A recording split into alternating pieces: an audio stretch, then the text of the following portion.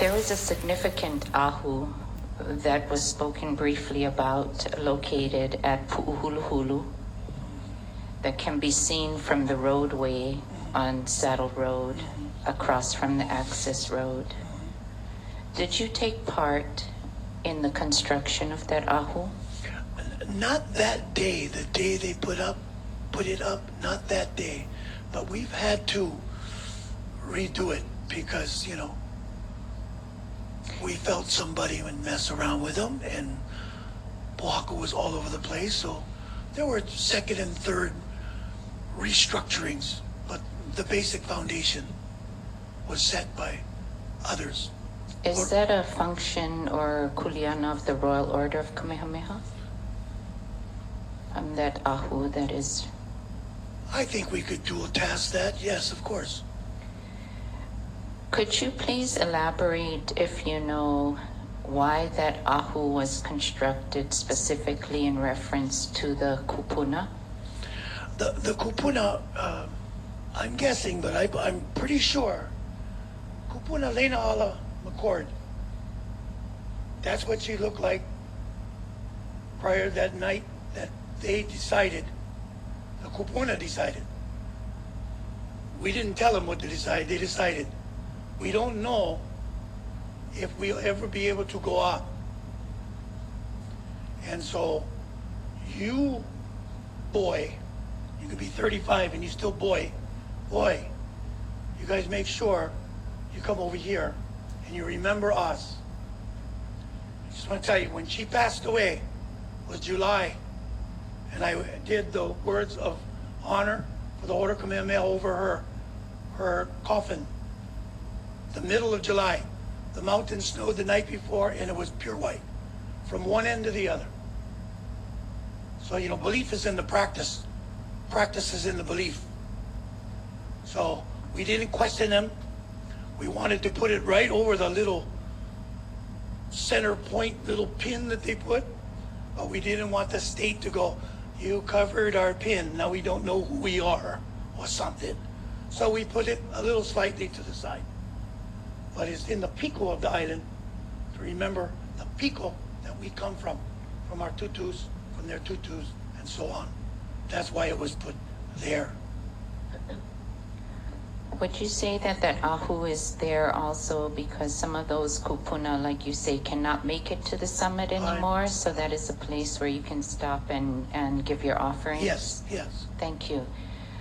You mentioned that at least 4 times of the year, and you were specific about the equinox and solstice as Royal Order of Kamehameha, you hold formal ceremony on the mauna. In addition, okay. We hold a formal ceremony. I'm not as spring chicken as the chickens in my backyard, so I sometimes cannot go all the way up, just like the kupunas foretold. But practice does not mean you have to go up on the mountain. Let's be very clear. Practice can tell you that you're on the mountain already. You need to go up, go up. You don't need to go up, go in the ocean, go down. But you're on the mountain already. This idea that it's only sacred up there, it gets more intense as you get closer to Akua. But is not Akua in our own family? Are we not Makua? Yeah. So I just want to make sure that, because my practice starts every time I come out of my house and I look up the mountain. I know where I stay. I'm on the mountain. Practice begins. Thank you. Thank you.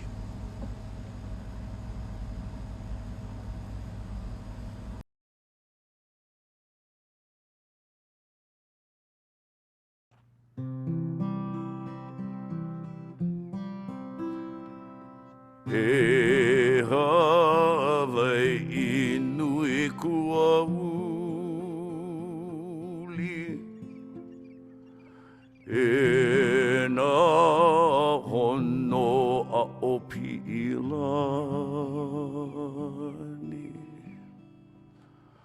O ahu kuhihewa Kauai o mano o kalanipo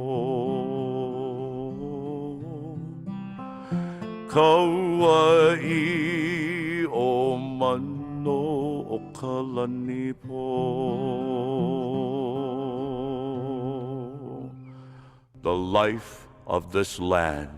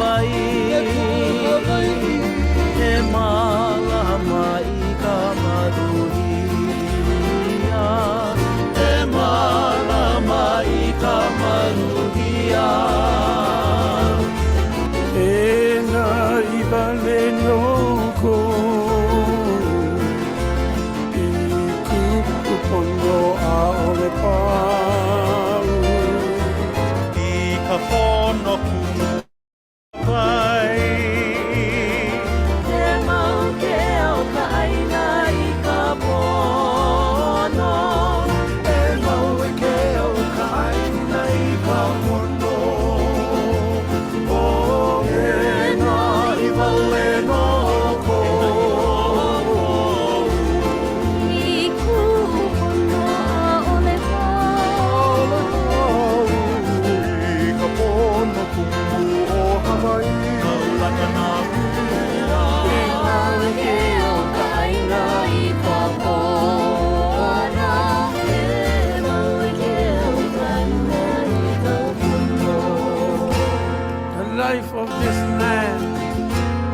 Ola, Nei Aina.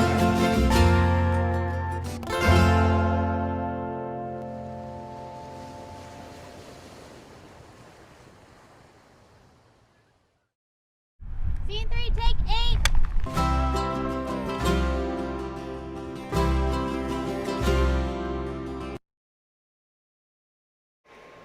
Caroline, play the credits, Caroline.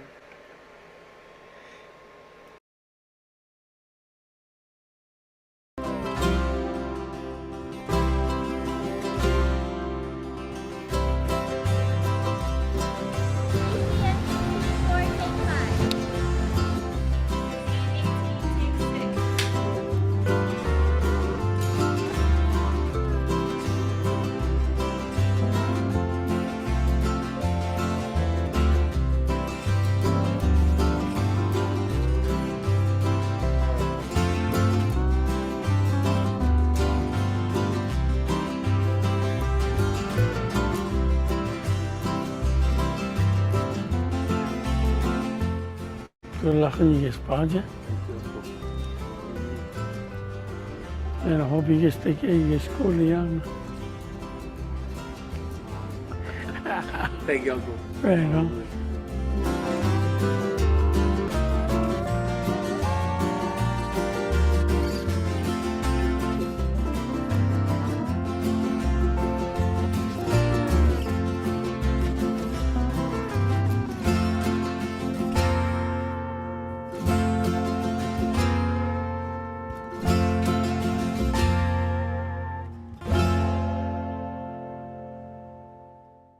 The next time we'll come all the way up here. Guys getting old, man. What the hell?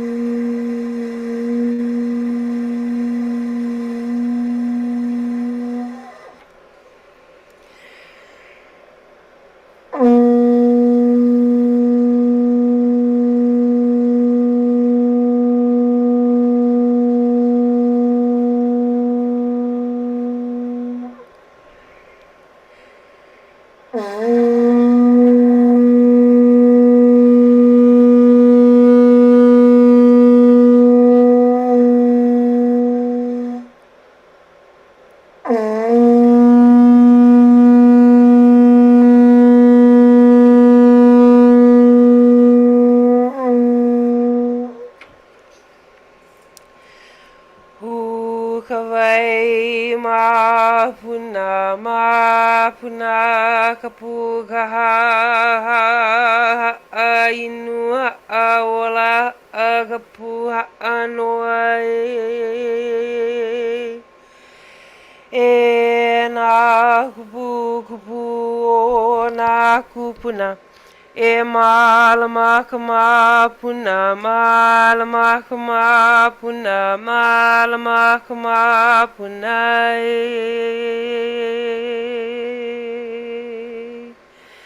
I ola loa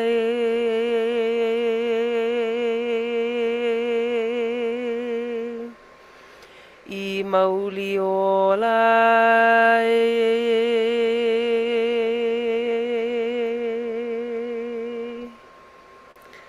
oh yeah. Aloha nui loa kākou, o wau o Kuʻulei, o Kiana Ihilani Kuʻulei Perreira-Keawekane ko uinoa. Next slide ke olu olu. O wau o Kuʻulei o ka ua Kanilehua e kupaʻa nei ka makani a ala honua ma ka papaku o Mauna Loa I ka malu o Mauna Awakea. Next slide ke olu olu. My name is Kuʻulei. My full name is Kiana Ihilani Kuʻulei Perreira-Keawekane. My birthlands are Panaewa in Hilo, in the Ahupua'a of Waiakea on Hawaii Island. The mountain that exploded, that made the land under my feet is Mauna Loa. So the land under the cement block of my house, that is from and created by Mauna Loa. But the mountain that I am closest to is Mauna Kea on Hawaii Island. Lokoaka in Keaukaha is the water that raised me, along with Waka, who is the bo'o of that water. Next slide, Ke'olu'olu. My name is Ku'ulei. Hilo is my aina hanau. Mauna Wakea is my mauna. Lokoaka is my kai. I am just Hawaii, and mahalo for joining us in this opening protocol. I think Hawaiian people do Hawaiian things sometimes, and some Hawaiian people are still learning how to do Hawaiian things. But I am a Hawaiian person that does Hawaiian things, and so some people call me a cultural practitioner, but I'm just Hawaii. I'm just Kanaka. That's all. And so I'm grateful to be here and open this space for us. Next slide, Ke'olu'olu. I think usually when people are learning how to, or when people engage in trainings, online trainings, particularly through Zoom, they're familiar with being admitted into the room and then being welcomed by the moderator or the facilitator of the space. Usually there's someone saying aloha or hello, we'll get started with our training in a few minutes, and you're orienting yourself in a particular way already at that time. So that is already an opening in itself. And then sometimes the moderators will then introduce someone to offer a ceremonial chant or a cultural opening to do the opening protocol. And then maybe a land acknowledgement is made or given. I think that's what a lot of us are accustomed to. But today, in today's training, what we're doing is setting the tone with the protocol. So today, the protocol was the opening. There was no one welcoming you in and telling you we're going to now witness a cultural performance. The performance was functional today, and it has opened the space already.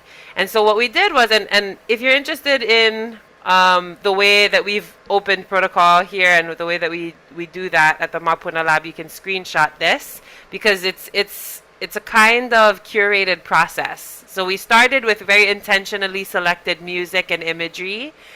We started with an introductory activity in the chat. And that is equivalent to the piko. And so generally at the start of a school day for school-age children, there'll be a piko when people start coming into the place where they're doing the chanting to open the day. And there's talking and there's laughter and hi, never see you a long time. Oh, did you hear? And there's a lot of chatter in the space until the poo. And so we saw Uncle Piggy Kaleohano. We saw some beloved artists just in the opening space as we were filing in. We saw Uncle Paul Nevis, and we learned a little. If you came in early, we learned a little bit about the ahu that we see in this intentionally selected background of this slide, and that is going to be the background for the rest of our presentation. So we learned a little bit about that before we even opened. Wakani ia kapu, the poo rang to begin our focus and preparation to call us in. We did a pule to set the intentions of safety and openness in this space. That pule was Hukawai Mapuna. And now we're here in a brief introduction and explanation of the opening protocol.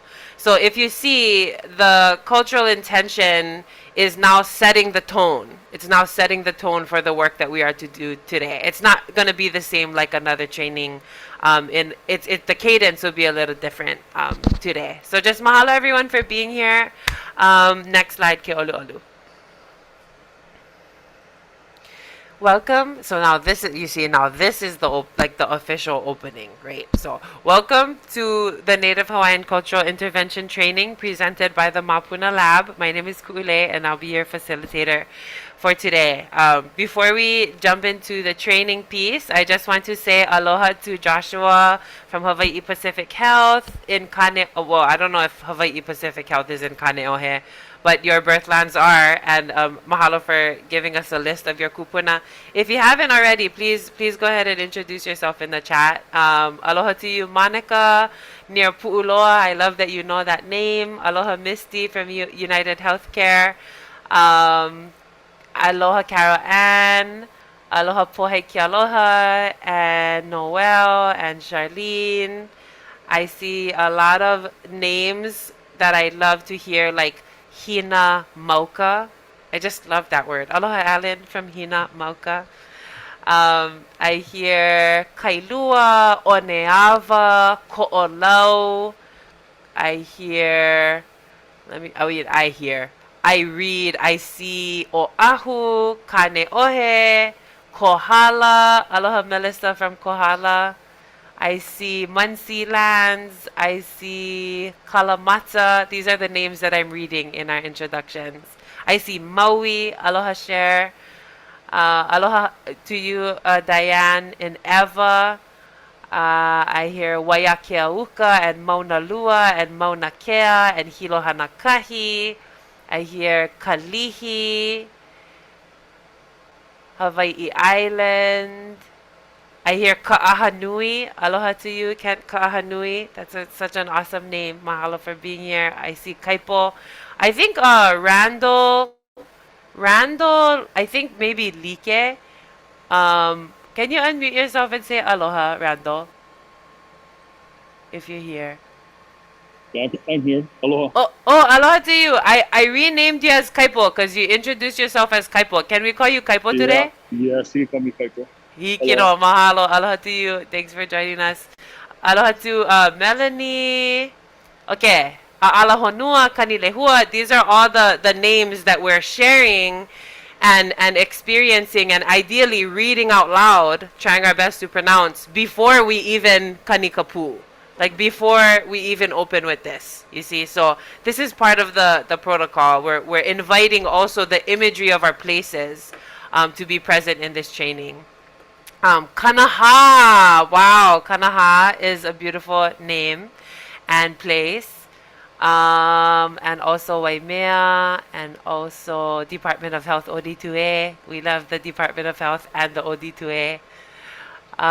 Amy from Honolulu, Kua'ana Project, and Pango Pango Samoa, and also Puna and Kapolei, and Waipapaiko. We have all these names. So just mahalo for joining us in this way. A lot of times as we're getting ready for work or getting ready for the day, we put on hairspray or perfume or eyeliner or a special set of glasses or something. Reynoso. Join the meeting. Oh, somebody's joining from the phone. Aloha to you whose last name is Resentes. I hear you. I hear you in this space. Wonderful. Okay, so what I was saying now, just the importance of opening with the Inoa Kupuna, with the place names and the people names before we even start. So I think that's good. That's a good place to start. And maybe next slide, ke olu olu. He polo kalamu keia, he papahana hoi keia, e ho'ohano i na kanaka o ke ao o iwi, e pai I ko kako mauliola. This is a dedication slide.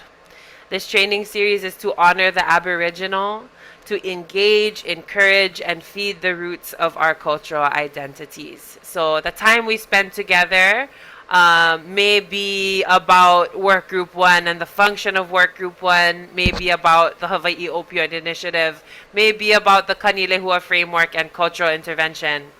But this slide is to help us to remember that we're doing this for the Ohana Aloha, for the beloved families who are struggling through disparity today, for the beloved families who have fallen away from the excellence of their genealogies and their ancestry and the wonder of their Aboriginal roots, whether that be an Irish place of origin, whether that be a Greek place of origin, whether that be a Hawaii place of origin or a Pohnpeian place of origin.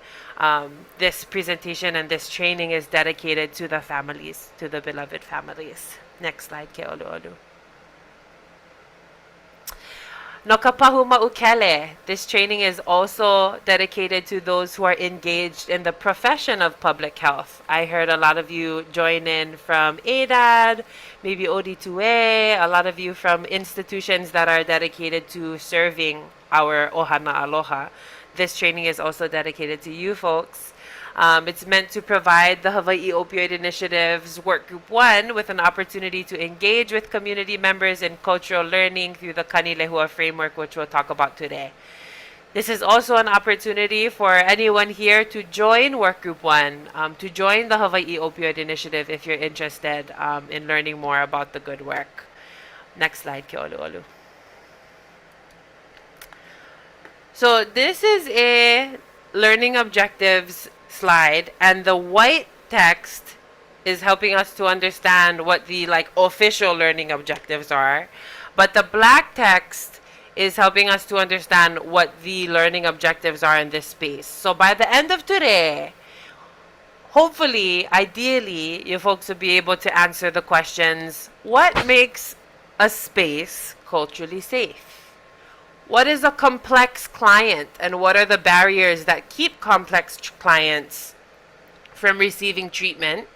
And how can the Kanilehua Framework be engaged to improve treatment access? So those are the questions that we have in our hearts and minds as we go through this training. Ayan o, mahalo. Okay. Let me just, can I ask that you stop sharing real quick, just briefly, Caroline?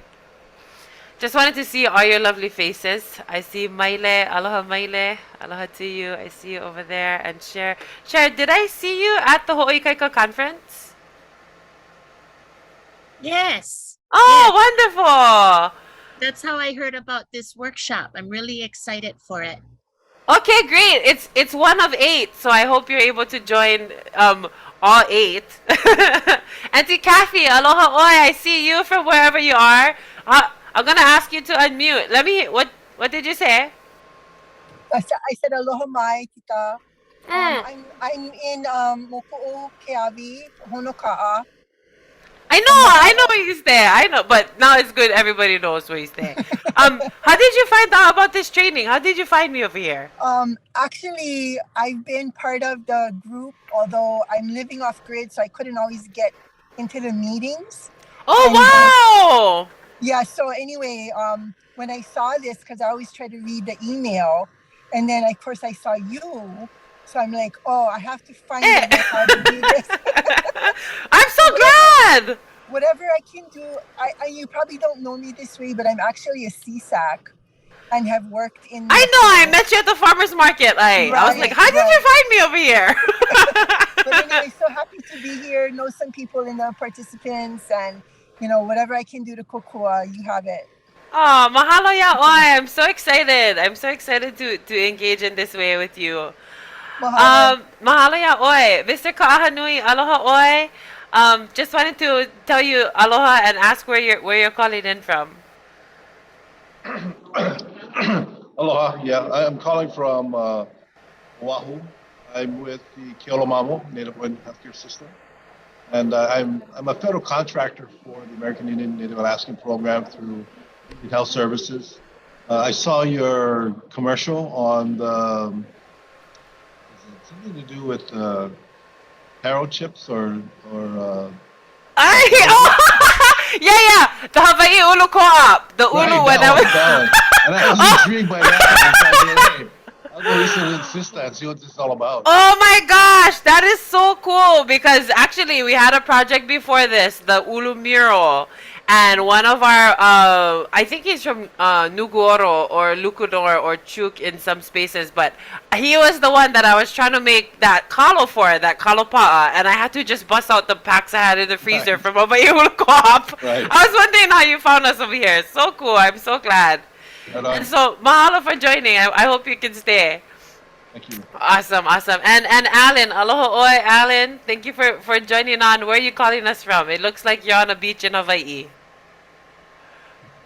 It looks like that, but I'm at home at the moment. So. Oh! Wonderful. And Alan, you are CEO of Hinamauka, yes?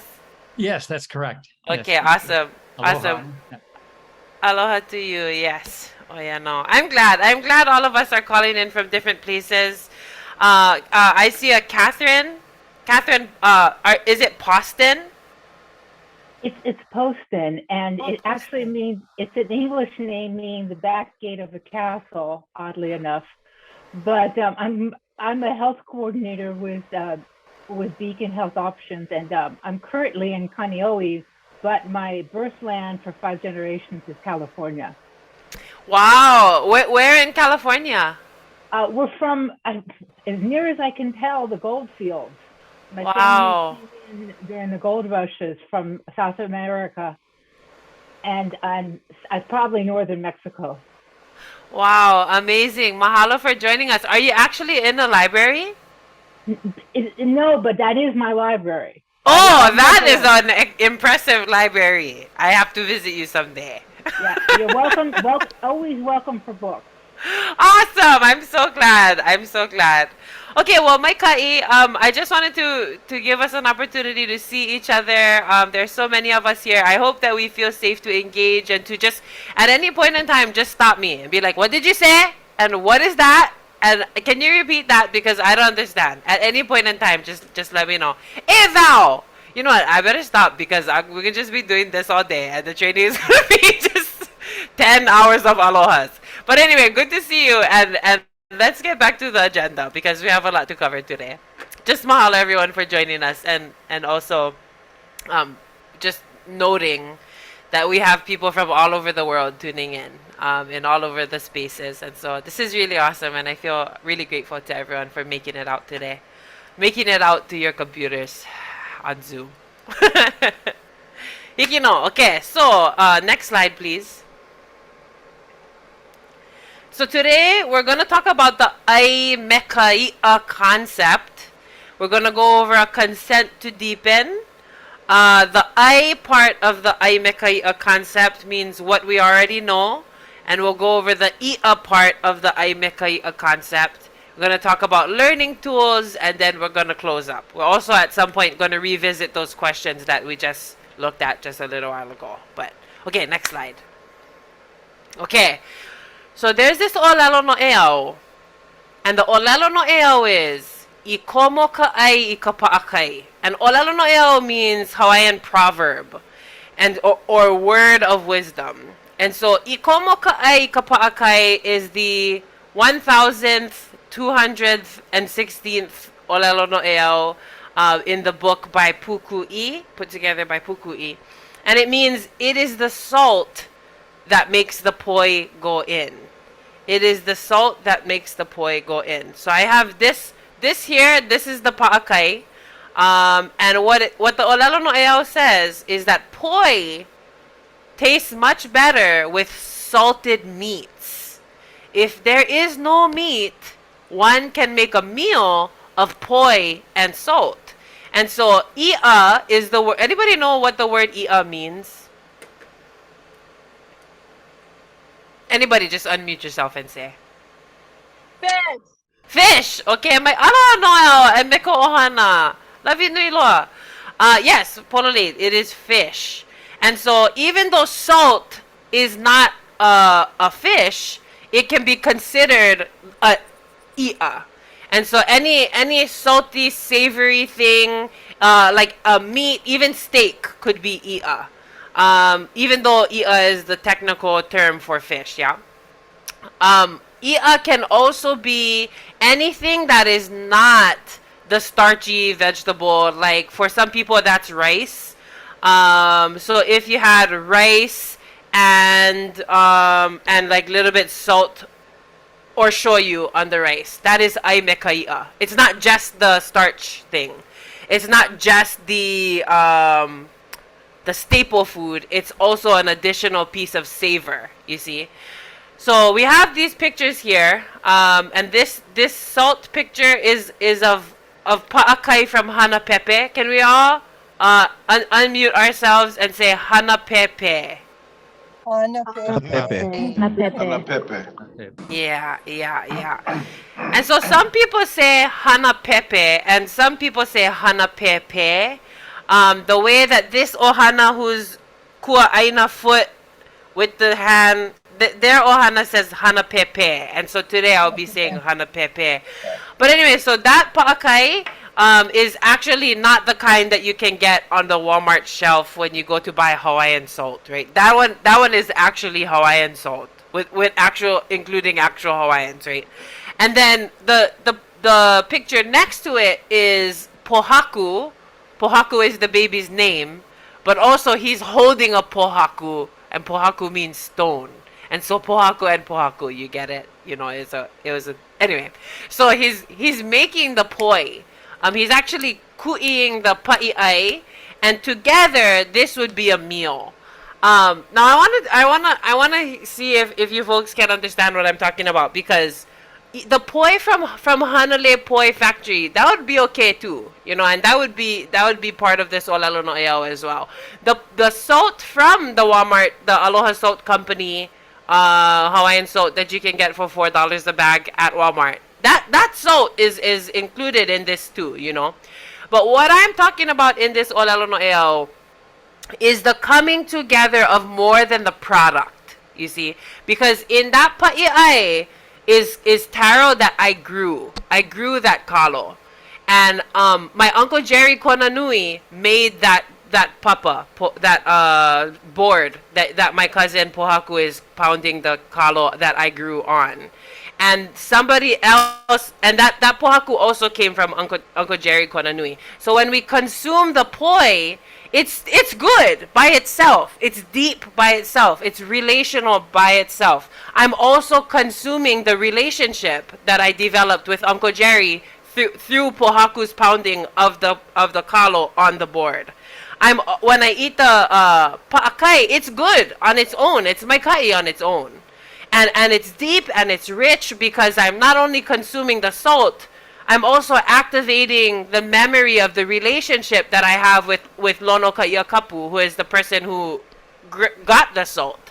You know, so when we seek to eat relationally, it's a deeper, more rewarding process. But anyway, so both of those things are good on its own.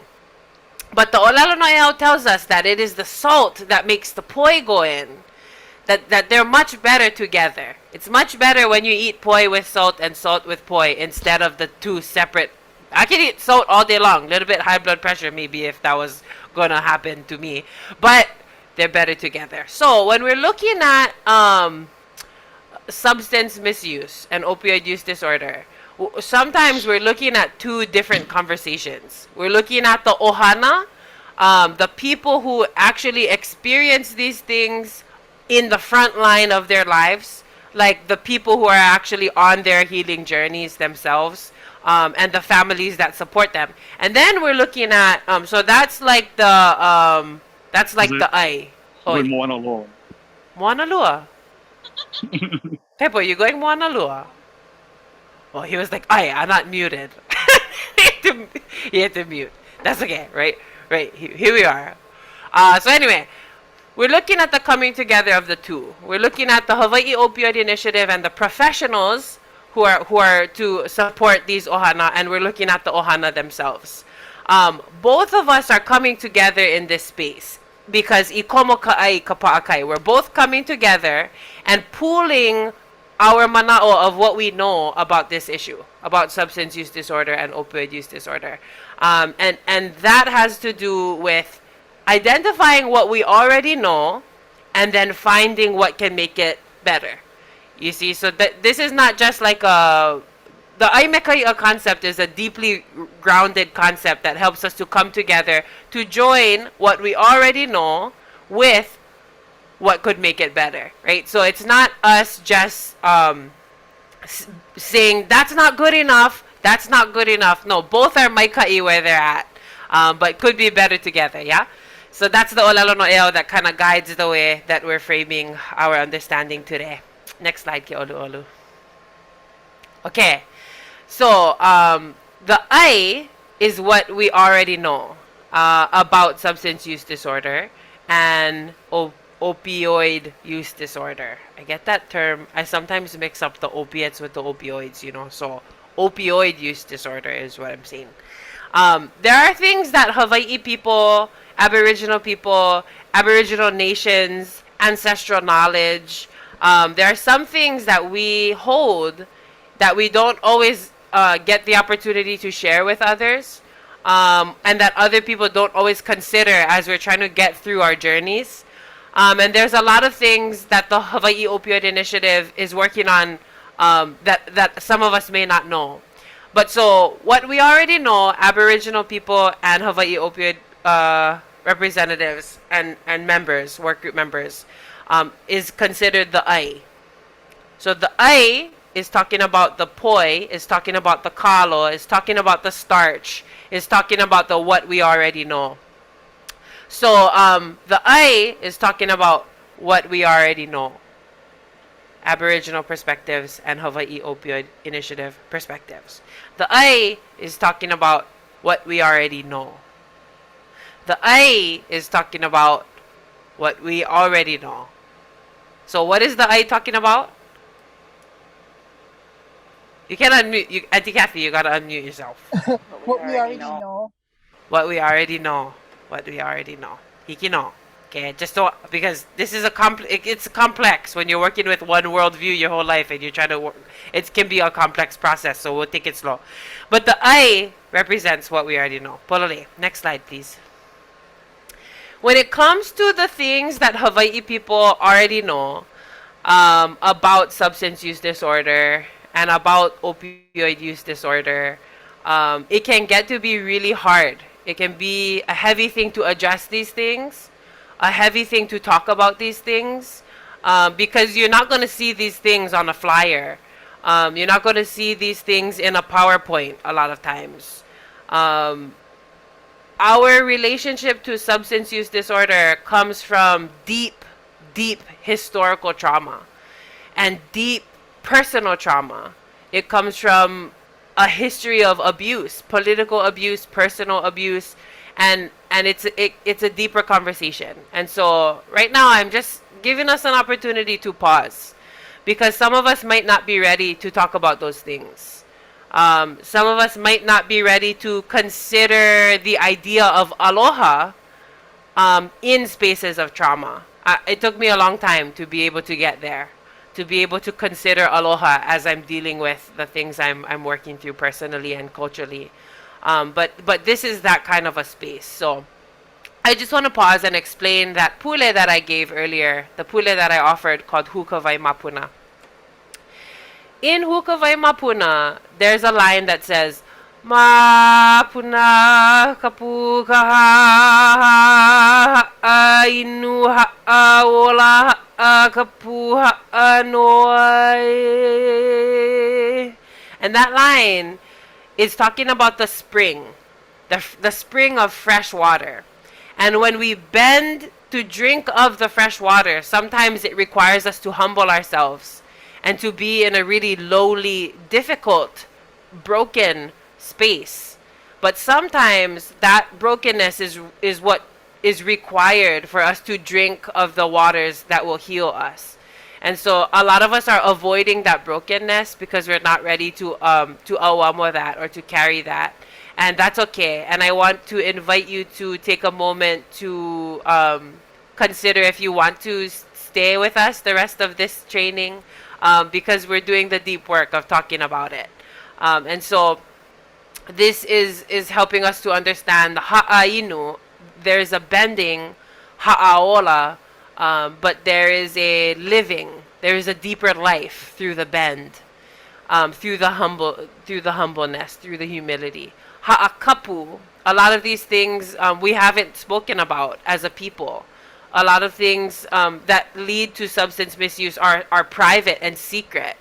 And so ha'anoa means that yes, those things are secret and special and reserved, but actually a lot of us experience those things together. So when we think each other might not understand what we're going through because it's such a secret idea, the ha'anoa reminds us that it's okay for that to be free in some spaces, because sometimes when you share the burden and the weight of carrying those heavy things. And so anyway, the acknowledgement of our truth, our personal truth, cultural truth, historical truth, political truth, is a restorative spring of fresh water.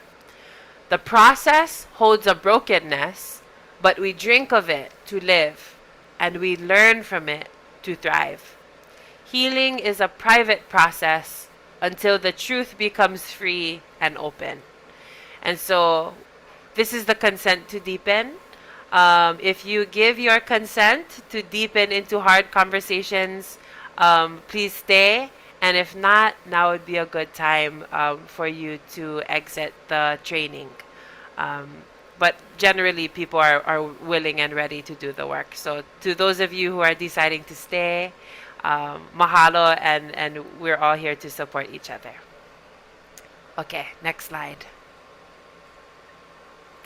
Okay, this is my tutu, and this we're at a space providing our mana'o on Aloha Aina, and this song is called Aloha Aina Meds, and Meds is like medley because it's a medley of songs. We're gonna play this music video and we're gonna do a little fast rate. So if you have a paper next to you, or if you have a Word document processor that you'd like to open up as well, if you're on your computer, we're gonna be doing a fast rate. So for those of you who are not familiar with what a fast rate is, I'm gonna play this video, and ideally you'll have your Word processor or your piece of paper out while the movie is playing. And what you're going to do is you're going to start writing in answering the prompt. What comes to mind when you hear the words Hawaiian health, wellness, mauliola, and addiction? What comes to mind? What comes to heart? And so we're going to start the video, and you're going to start writing, and you're not going to stop writing until the video ends. And so even if you don't know what to write, you'll write, I don't know what to write. That's what you'll write. So it's a running tab of a fast rate. And it's a good process that will help us to kind of identify what comes to mind when we hear the words Hawaiian health, wellness, mauliola, and addiction. Before I ask Caroline to play the video, I want to just invite anyone at any time to log off if it becomes too intense of a conversation. If you feel like you need a breather, please don't feel like you need to say anything. Always the chat is free and open for anyone to use, but if you just need to take a moment, please do that. For some people, this is light stuff that they're ma'a or familiar with working with, but for some Hawaiis in the community, these are difficult things. So just know that you're supported in this space. Do we have any thoughts before we get started? Maybe I just want to hear some of your mana'o before we continue on. Aloha le mana, good to see you in this space. Are you calling in from, where are you calling in from? From home. I just got off of shift work, but I'm super thankful to be here. Mahalo for your mana'o. So, ono. Yeah, girl, ay mekai'a. Here we are to eat all the goods. Mai ka'i, mahalo yaoi for joining after your shift. Mai ka'i. But yeah, anybody have any thoughts about this process, about this training so far? Anybody? Can I just say one thing? That, yes, please. We're working with two different thought processes, two different languages. So if people can mai maka'o, not be afraid. There's no stupid question. And if we want to get deeper, we need to know the understanding, and vice versa. If I'm not good in English, then I need to ask that question as well. But I wanted to go back to the I for a moment. And that for me personally, the I is body, mind, and spirit. So, and I'll just stop right there because I know that you will cover it, but I'm just using that as an example so that people don't have to feel, oh, I can ask because I don't know and I'm going to be stupid or whatever. There is nothing. If we are going to be a nation, regardless of our koko, then we all need to have that openness. So, and you may not know right away. So come back or go chat or whatever. But I just wanted to share that because I know it can be very frustrating because I'm on the reverse side. So when I use the cultural stuff, people don't know what I'm talking about. So I have to try to find a translation in the English, like what you're doing today. But I just wanted to share that as a professional counselor, that has always been a loving challenge because there's so much of us in this mixing pot. And especially when I get Polynesian peoples, I have to be the new learner because I'm not right in the middle. I mean, I'm in the middle of the Pacific, but I'm not on their Aina. So I'm going to stop right there, but I just wanted to add that. Mahalo, Auntie Kathy. Yes, kako'o piha. This is a space of safety, and I think what Auntie Kathy is talking about is the exact coming together of people and profession. And some of us are professionals who also live on the front lines of this work, you know. And so just to mahalo Auntie for reinforcing and re-uplifting the mana'o of safety in this space, because yes, even if your fast rate is not in English, if it's not in Hawaiian, if it's in a language and a worldview you know not a lot of people can understand, it's okay. And also you won't have to turn this into me. We'll ask for some mana'o at the end, but this is just for you. So yeah, mahalo piha, and let's give ourselves permission to turn off our cameras, because some of us have like quadruple chins when we're writing, you know, so we don't need to subject ourselves for everybody to see that. So, but you can if you want to. But so let's turn off our cameras, and Caroline, if you can start the music. Anybody have any questions about the process? No questions? Everybody know about the fast rate? Ka'ahanui, yes, the recording will be available, and mahalo for being here. We won't be around much longer after 1:30, but yes, the recording will be available for you. Mahalo for being here as long as you can. Okay, let's turn off our cameras and mutes, and we'll start the video.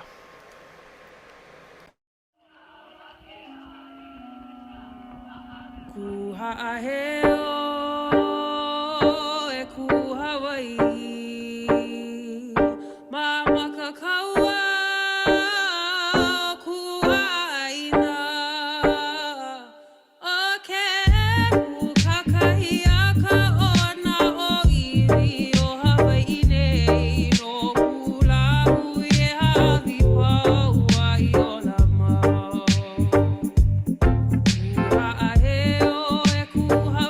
Stand up, stand proud of all that you are. Fearless warriors equipped with knowledge. Kalanias, descendants of the stars. Mama kakawa kuaina, mama aina, always defend. Face against the concrete pressure till I can't breathe. Sacrifice my life 'cause this ain't all I am.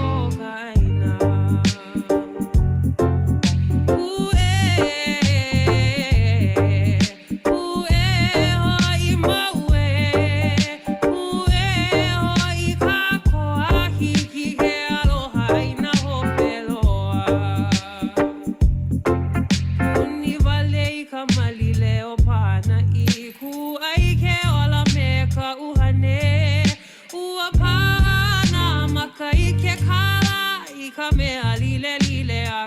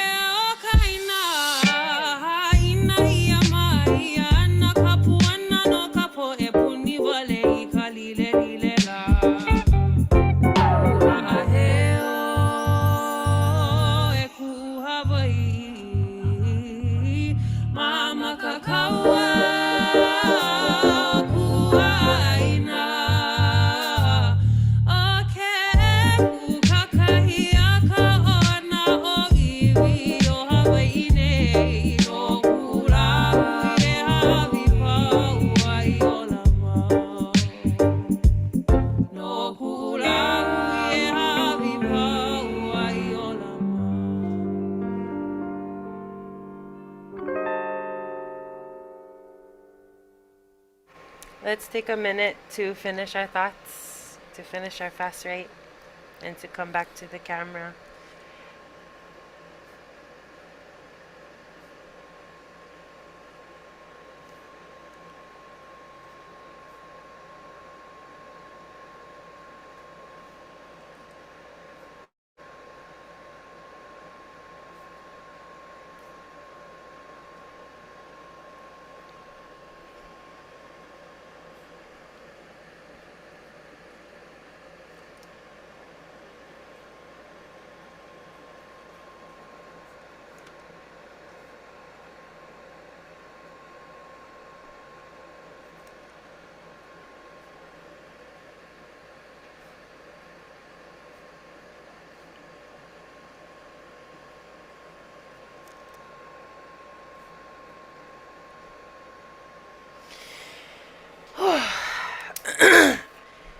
HOI mai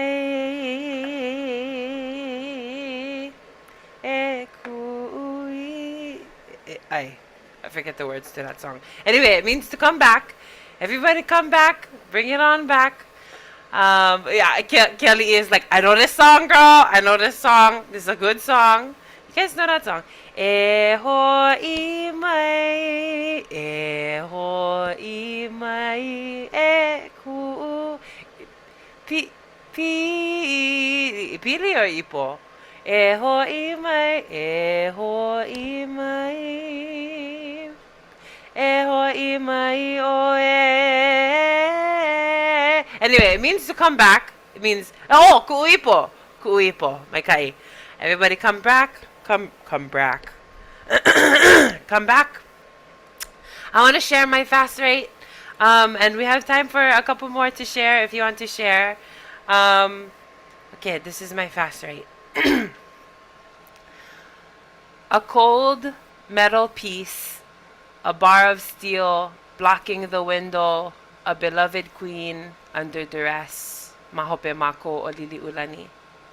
A cold metal piece, a bar of steel blocking the window, a beloved queen under duress. A jail cell for refusal to ingress and egress. A cold metal piece, a spoon to cook, tin foil to toast, a beloved queen under duress. A cold metal piece, a handcuff blocking the freedom, a beloved queen under duress, incarcerated for falling from the wisdom of her ancestors. Just the fast rate of the things. Anybody have any mana'o? I think you can put some of your things in the chat, or anybody want to share what they wrote about, what they wrote in their fast rate process. Aloha. Aloha nui. My name is Tracy. There's just like, it's a lot. It's a lot that's come forward. I needed to be here today. I've been in the field for quite a long time. But my Uncle Hank just passed away not long ago. And He spent a lot of time with me, and I didn't. He always told me, Tracy, just show up. When something happened, just show up. So my mana'o, and I'll just read it because I just was jamming. Yeah. I said, flowing, calm, water, running, falling, cleaning, stirring, awakening, living. I cry, I hurt, I get chicken skin. The journey, our path, our kahua. Uncle Hank, addiction is not the end result. It is the wounds and scars. We battle. We try our best. They think the Hawaiian kingdom needs to come back. It is here. It never left. It is a mind switch. Uncle, the water you spoke about was the truth. We know how to be well. We have to let down our defenses. But how? There are those that are within, that are us, that also make us be afraid to share and be, just to be. Keakua does not make mistakes. What is it that we need to learn? Wellness and health. Why do we always focus on the illness and the gap, the deficit? The richness is within us. We are the way. We have always been the way. We need to focus on the food supply. The Aina needs Kanaka and Kanaka needs Aina. We are all under Keakua. Keakua is within us. We are we. Where's our spirituality? We can conquer anything.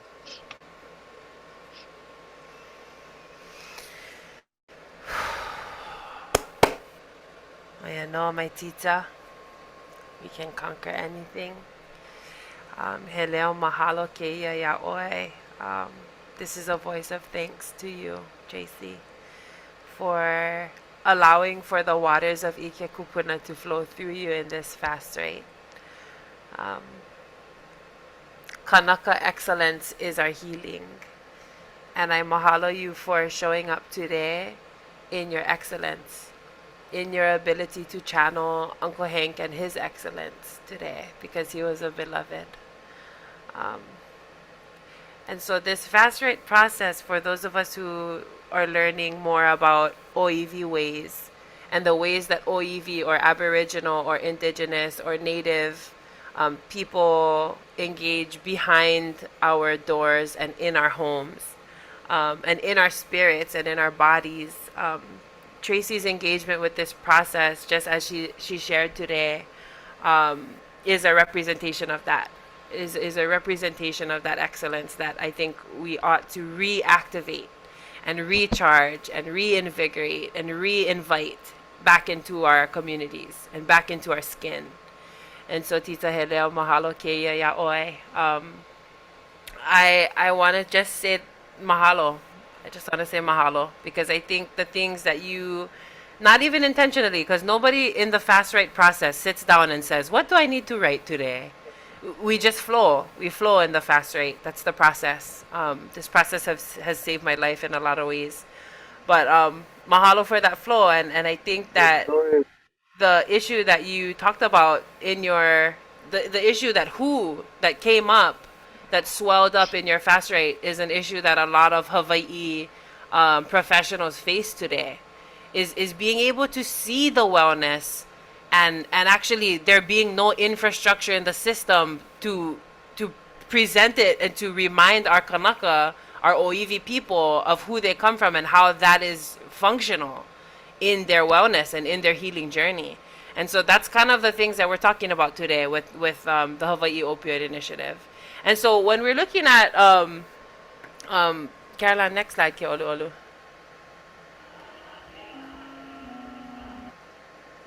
So when we're looking at what we already know, what Hawaii's already know, and what Tracy talked about today, is Kanaka Aina Akua connections.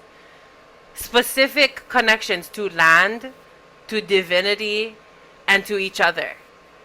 We already know that. We already, Aboriginal existence, it's built into the infrastructure of Aboriginal existence, that our wellness depends solely on our relationship to the divine, our relationship to the land, and our relationship to each other in a lot of ways.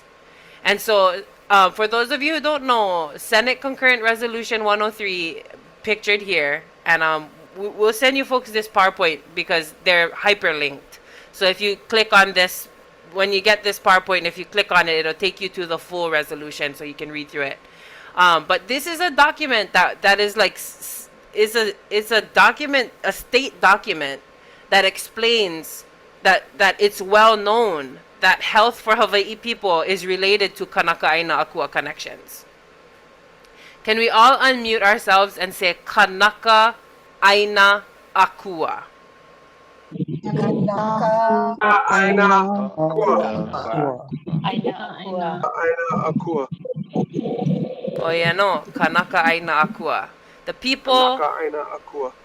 Oh yeah, no, mahalo piha. The people, the land, the God. The people, the land, the gods. The people, the land, the spirit. Kanaka Aina Akua connections.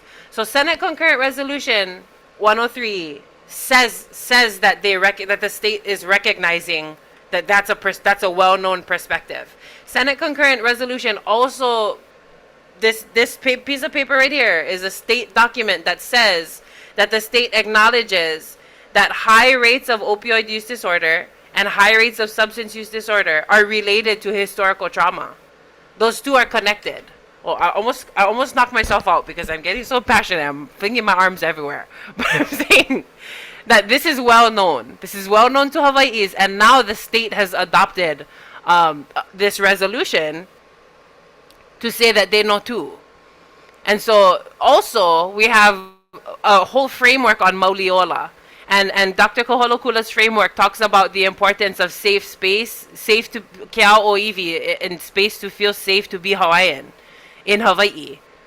Places to feel safe to be Aboriginal in Aboriginal spaces. And in general, safe to speak our language, safe to think our way, think our worldview, safe to voice our opinions on things without the fear of judgment. Keao Oiwi, that's related to our wellness. This is, I'm kind of giving you a lowdown of Dr. Koholokula's framework. But his framework on Mauliola also tells us that Hawaii's know that our relationship to our wellness has to do with aipono, with our ability to eat our ancestral foods and grow it.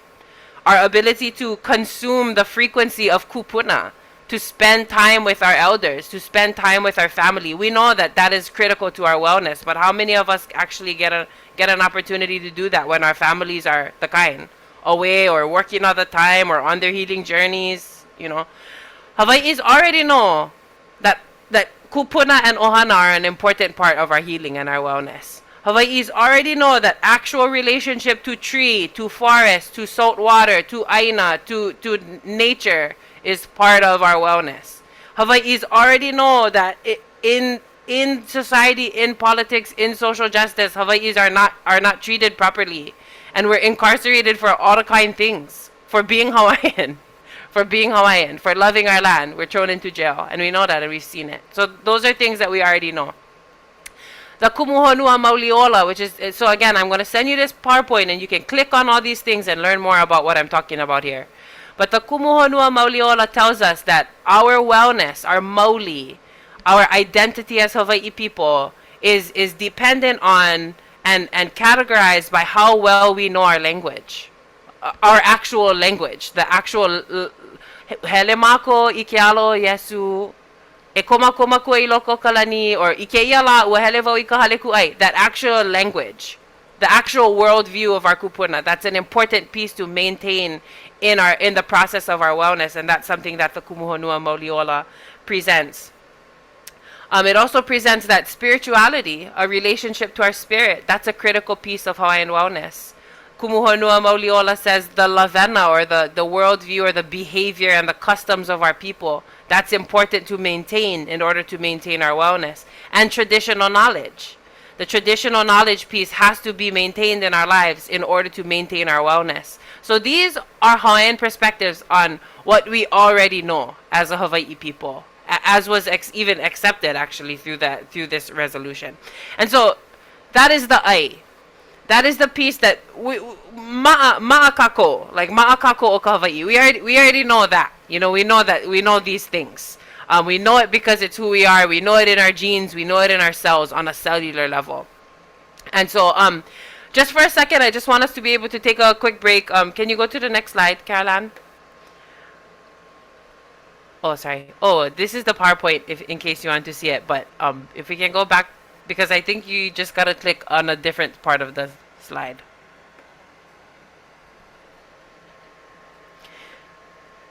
Alan, were you gonna say something?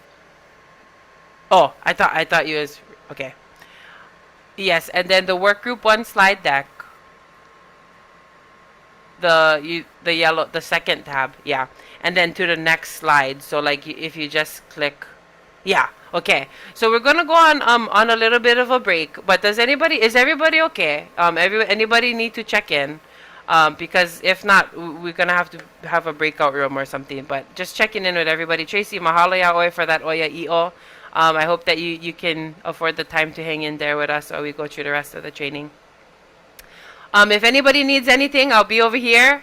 You can direct message me, and you can call me up and we can talk story. But until then, we can go to the next slide and we'll have a little break. Get something to drink, stretch out your legs, stretch out your chest like this, because that's a little bit heavy that we was just doing, yeah. So next slide, ke olo.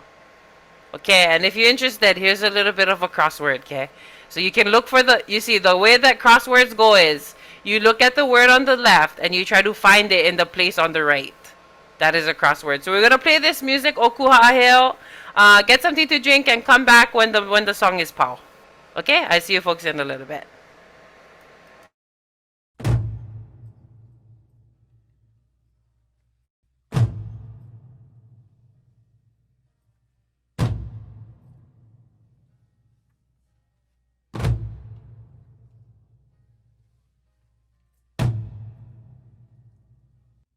Kai ko'o ka moana kai lana nei Hawaii nau e wehe a lulu ka honua a haumea na kulu e ka lani ki e kau mai luna au e ke aloha ole a ka malihini.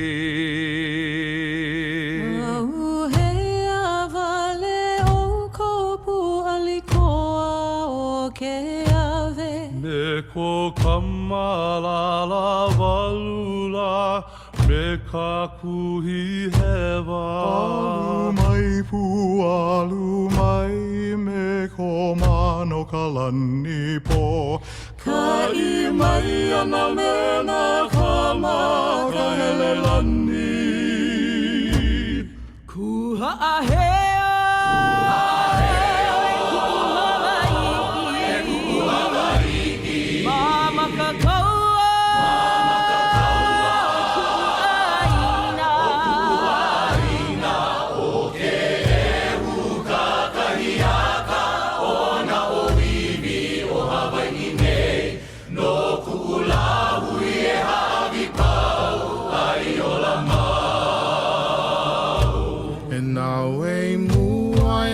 Poki ae inu vai ava he vivo ole a hoku paa a o he hope ho I mai ai ana I vale no ka kou kau ko e mau I ke ala au e ke aloha ole a ka malihini ele mau ka koe na mamo aloha I lei vehi a ali I vehi nani o ku'aina. Hoe a mau no ka pono sivila a hoi hoi a mai ke ku'oko'a. Kuha'aheo.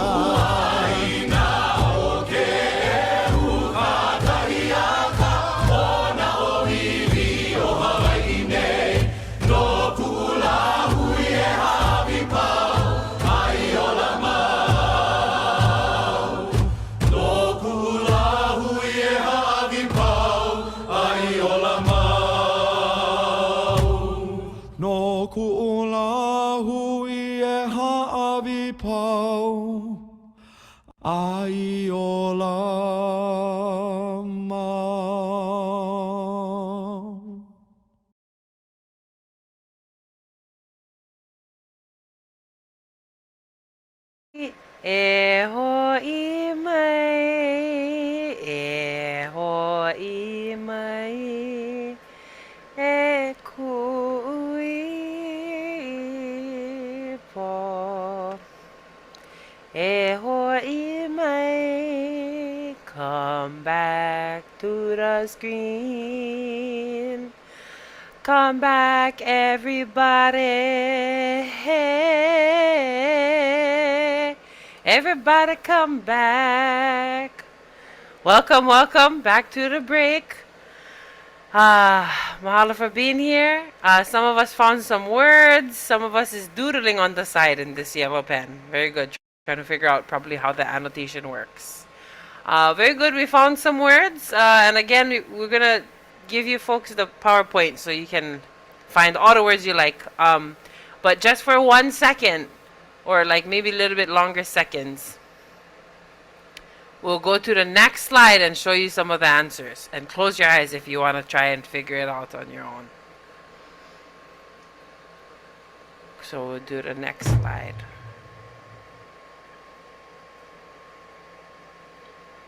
Go to the next slide, even the next one after that. Oh, I thought we had the answers up. Do we have that? Oh, there they are.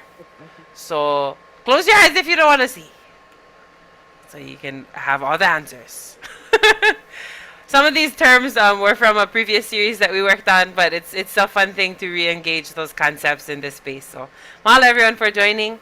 I'm going to read somebody direct message me a fast rate anonymously. So this is a fast rate too. Take it back. If not us, then who? Teach our opio, they are remedies. There are remedies. Explore their mo'oku auhau. What is our part in the natural order of balance? Do our part as makua. The land is still here. Oya no. This is an upoho that means yes. Just kidding. It means it's like a amen. It's like a it's free, and these intentions are out into the universe. Very good. Yes, oya no. So a lot of us are thinking of resilience and resilient spaces and strength and strong spaces. And so I think a lot of the work that we do as Hawaiis are actually in alignment with the Hawaii Opioid Initiative and the services that they provide and the intentions that they have, and especially one of the objectives that they have, which has to do with the inclusion of Native Hawaiian strategies to address health. And so mahalo everyone for contributing to the word search. The team put this together, and I was like, ay! Yeah, we go do the break. Maikai. Okay, next slide. Okay, olu. Okay, so now we're going to talk about the HOI. The Hawaii Opioid Initiative, or the HOI, stands for HOI! What you doing? Come over here. Just kidding. It stands for Hawaii Opioid Initiative.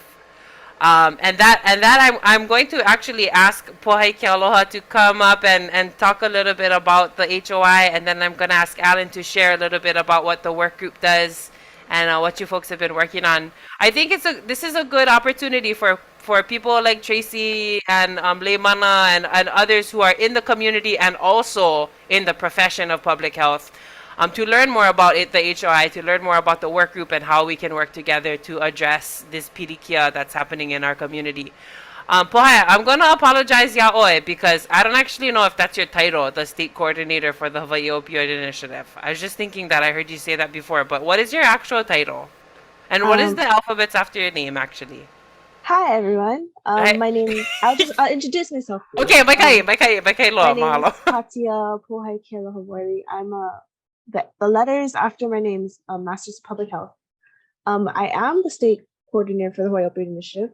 But my actual title is the state opioid coordinator, so the entire state. And then just a little bit about what I do is I do coordinate the Hawaii Opioid Initiative. I'm also the project director for some of our federal funds that helps to fund programs and trainings like this one. And that's pretty much what I do, like the gist of it. But you, Kuʻulei, you want me to talk a little bit about what HOI is. So the Hawaii Opioid Initiative started in 2017. It started with only 6 work groups or focus area work groups, and its main intention was to bring together systems to work on a multifaceted public health issue, which was the opioid epidemic that we were seeing on the continent. And we had since the beginning of it in Hawaii. So we wanted to put into practice some preventative measures and bring together our systems to address the opioid use, and other substance use in Hawaii. So that's what the HOI started as. It's now 8 work groups across the continuum of care. And it's comprised of over 200 individuals that are all volunteers from over 160 organizations. And basically what we do is we come together each month. Each work group comes together each month. We discuss the issues that we are seeing. We develop objectives, and then we develop projects to address those objectives, to address the gaps in our continuum of care. So that's pretty much what the HOI does. In a little bit of a snapshot, if I missed anything, maybe Alan can help cover some things that I might have missed. Yeah, mahalo poe. So the Hawaii Opioid Initiative is like a group of people, right? A group of people throughout all kinds of places and spaces that are categorized into 8 different groups. And one of those groups, work group 1, is called Access to Treatment. And so we have one of the chairs here, Alan Johnson, who is the Chief Executive Officer. I wonder if that's what CEO means. Yes. Cool, educated, and optimistic is, I think, also CEO. But anyway, we have Alan Johnson here. Usually there's an honorable introduction, but Alan, thank you for being here. And I don't know too much about you personally or your accolades, but I know that you've been so kind in the work that we've done. And so thank you so much for being willing to share a little bit about Hina Mauka, and particularly the HOI's Access to Treatment work group and what you folks do, what we're meant to do in the work group. Mahalo for being here. Oh, well, thank you. I'm really glad to be here, and glad for being able to talk a little bit and share about work group 1. I've been with Hina Mauka 26 years, so I'm heading towards the sunset of my career. But at that time, you seem to sometimes have more impact because you just have more relationships, and you begin to realize going through challenges, it's just really about all of us working together. So at least you start, some wisdom comes.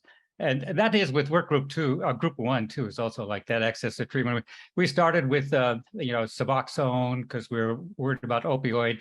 And then we kind of learned along the way that we could also address infrastructure changes. We could be bigger than that. We could, broaden our horizons and go beyond that. And then we had, at that time, I got a co-chair, Juliana Moefo Kaliopa from Action with Aloha. And we thought, we wanted to include Native Hawaiian interventions into that. So we tried to get that going strong in our committee, and it kind of took up with its own energy. And then as she exited, Kathy Fujii came in from criminal justice, and we thought, well, let's try to help with offenders and build resource cards.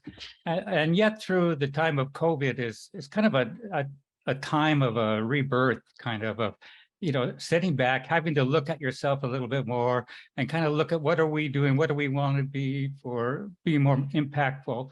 And so we decided to kind of combine our committees again back into one, and then just take on one thing at a time.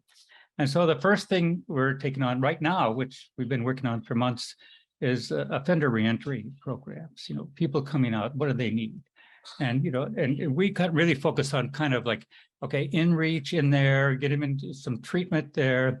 But also the biggest thing was temporary housing and permanent housing and reentry, help with social skills and vocational rehab, some case managers. We thought working with peers was going to be so important, navigators. And then we also thought, systemic changes need to happen here with IDs and people getting insurance and then healthcare support. And as we were working that and we put our list together under that, cultural issues became really strong there of how are we going to, what I'm just talking about is systems and topics. But when you start talking about people, then you're talking about something more than that. And you're talking about connecting with them and making people first. and learning more about them, having to understand and relating to each other, and how do we move forward, and how do we meet them where they're at and what's important to them. And so that's the part of aspect that we're dealing with right now. And as we wind up probably this year on doing that, our next topic is going to take what we've learned together and are sharing, and then move into more complex patient models. You know, what are the needs of the ones who are the most chronic and the most needy, and those who have physical illness and chronic conditions, and they have mental health issues of depression, anxiety, and then also they have this substance abuse issue and this disconnect with themselves and with their culture, with their community, you know, this feeling of aloneness. And how do we deal with that and move beyond that into finding some togetherness?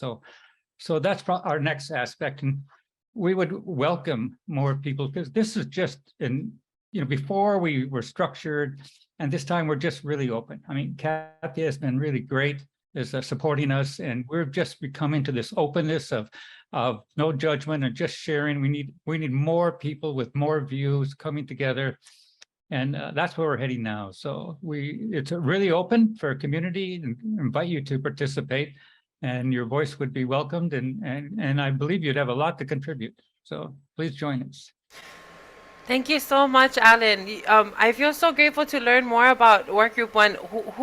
What kinds of people and programs are working in the workgroup right now? Do you know? Other than Hinamauka, you of Hinamauka? Well, yes, we had action with Aloha there for a while, and Salvation Army is up and on. But we have a lot of people.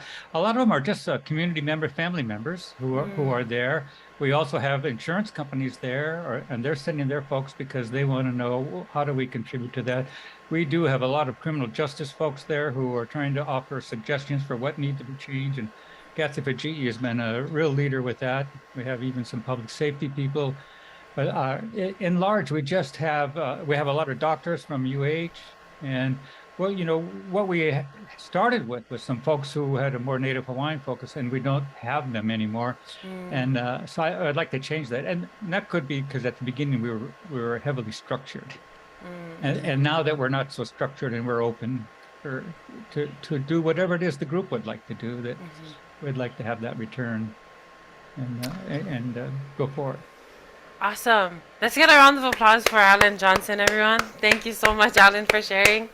I feel so grateful because when I think about substance use disorder and opioid use disorder, I feel really alone because nobody in my house is connected to any of the people that Alan just was saying. Like, nobody knows about a lot of those resources. Nobody feels safe enough to engage at those resources because we like stay home, and we just gonna stay home until we die. That's kind of like the mana'o for some Hawaiis and some people all over the world. It's just I don't need help. But just being part of the family infrastructure, because I'm part of the family of those of the people who are struggling in their spaces of healing. Just to know that there are more resources out there, and that there's a whole work group. There's a whole group of people that are pulling together from Ohana, from insurance companies, from the CEOs of different places that are tackling this one issue for Work Group 1. In Work Group 1, that issue is access to treatment. That's the title of the work group. And so, mahalo, Alan, for sharing. I feel really grateful for your ability. I know you're a busy guy, so thank you for making time to spend with us here as we learn about the Kanilehua Framework and how Work Group 1 and community members can come together and address access to treatment. So, mahalo. My pleasure. I'm learning a lot here. Oh, I'm great. I'm grateful. I mean, I am great. But what I meant to say was I'm grateful. Because you're really great, Alan. Awesome, mahalo. Okay, let's get these slides back up as we talk about because what Alan was started to talk about, and mahalo Pohai Kealoha and Alan, but what both of those ho'aloha, what both of those friends just were talking about has to do with complex clients. There's a term called complex clients, and so if we can go to the next slide. Oh yeah, access. So there's this slide. There's like a whole HOI evaluation report with a lot of data and a lot of information about resources.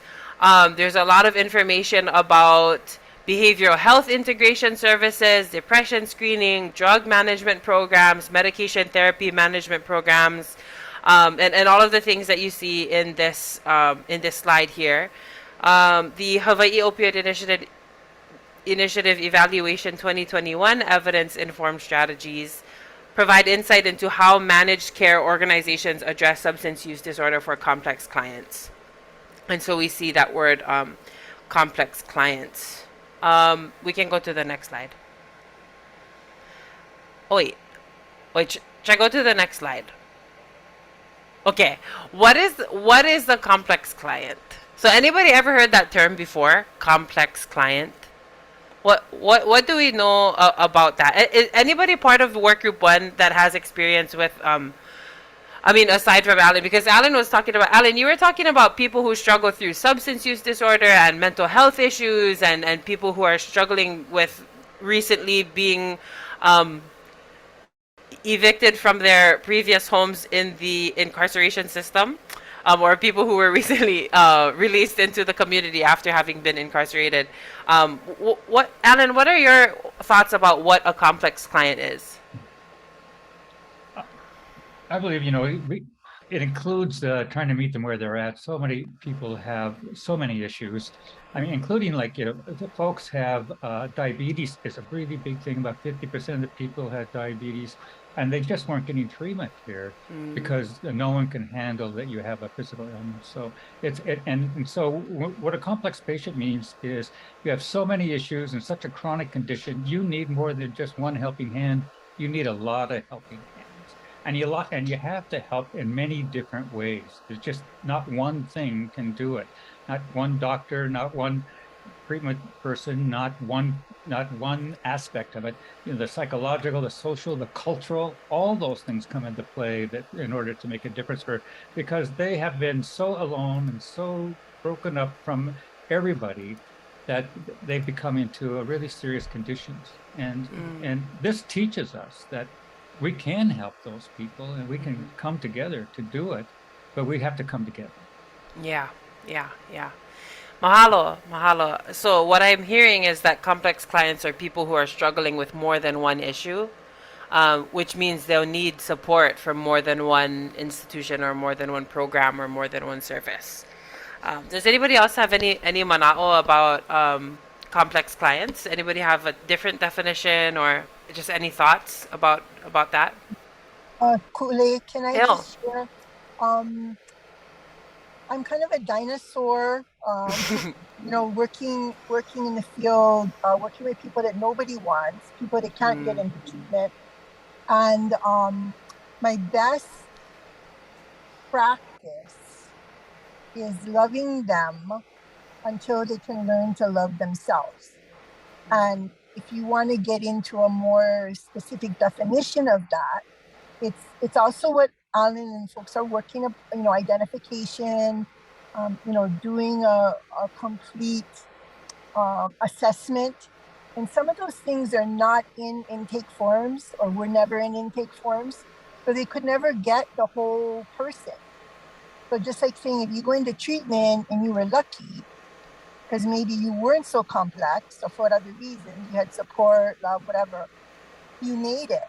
But if you're somebody that has generational trauma of all different kinds, some people don't just have one, they have many, it never gets identified. And until it gets identified, you can't work on it. So I always say, call the evil by its name and cast it out. I mean, if you want to look at it from a perspective, but it's a lot more than that. What I see now in our system is that we blame the victim. Oh, how come you never go here? How come you never go there? And we told you to this, and this is on your treatment plan, and yada yada yada, which is what people are supposed to do. That's what they get paid to do. However, if you don't go back to the complex client and identify and educate the client on what their complexities are. So in other words, I'm gonna aloha you and I'm gonna share with you. So I become a people broker. You know, I find those things, I see those things in you, and I give it back to you free of charge so that you can claim it. And if you claim it, then you can get it. Now, I've worked with patients at the state hospital on medication, severe, I guess it would be considered complex, severe, whatever. And I taught cognitive behavioral structuring. Now, what I did with some of the other team is we integrated cultural situations, for lack of a better word. I had grown men crying, and then Sadr Tutu, Wahini's, you know, Connie's in Waipio taking care of Kalo. And I said to them, and then, okay, so Saturday, you know, was okolihau. So it was a substance, if people don't know what it is, it was a natural substance that they made, and you can get inebriated, intoxicated, whatever. And why they call it okolihau is because your okoli got stuck to the chair, because that's how strong the substance was. However, I always ask my class, what is the difference? These folks, kupuna, you know, older folks, they're in there working hard, yet they enjoy themselves, but they're back holi-poly, and then they're back in the fields. What is the difference today? How come when we used to say drunk no count, when people when people are on their drunk, they cannot go work. They beat up their family, they use weapons, they use other type of situations that they believe is there, good, bad, right, or wrong. However, if we cannot get in there as a hui, as a lahui, and identify these things, and I agree with Alan, folks, yes, we need, you know, it takes a village to raise a child. But in our Western system, everything is potholed. You know, you must meet this diagnosis. I'm not saying that's good or bad. I mean, we have to chase the money. That's how we get paid. However, what I would like to see is using some Western practices, but integrating it with all of those issues that I talked about, so that when that person walks out that treatment door, they already have their own manao, their own knowledge. Their pu'uvai feels good. They feel good about themselves. And if they can't immediately get back with their families, they have a support system, whether it be, you know, traditional 12-step groups or whatever, or it could be their moko auhau. It could be their kahu. So it's not that anybody's excluding it purposefully. People just don't know what they don't know. And so I'm going to stop here. It's not a scolding, it's just a kokua. And yeah. And mahalo for that manao. I think it's really important that we recognize, because that's what this is about. That's what this whole cultural training is about. The ai mekai'a, right? Like, yes, it's good on its own. It's fine, and it works for a lot of people. Both the cultural only ways and the Euro-American systemic only way, it works for some people. But together, bringing them together, that's exactly what you're saying. You know, bringing them together is what we're trying to do, and what we're trying to create safe space for in this place, in this training, to talk about. And I think Alan folks just mentioned that a lot of the people in their Hawaii with Hawaii knowledge and Hawaii resources have, I think, left the work group maybe, or maybe they graduated into other spaces of work. And so I think there's a need for Hawaiis to be part of work group 1. That's what I'm hearing, so that we can begin to advocate for these systemic and structural changes. And so what I'm hearing is that a complex client, and Tita, you can go to the next slide.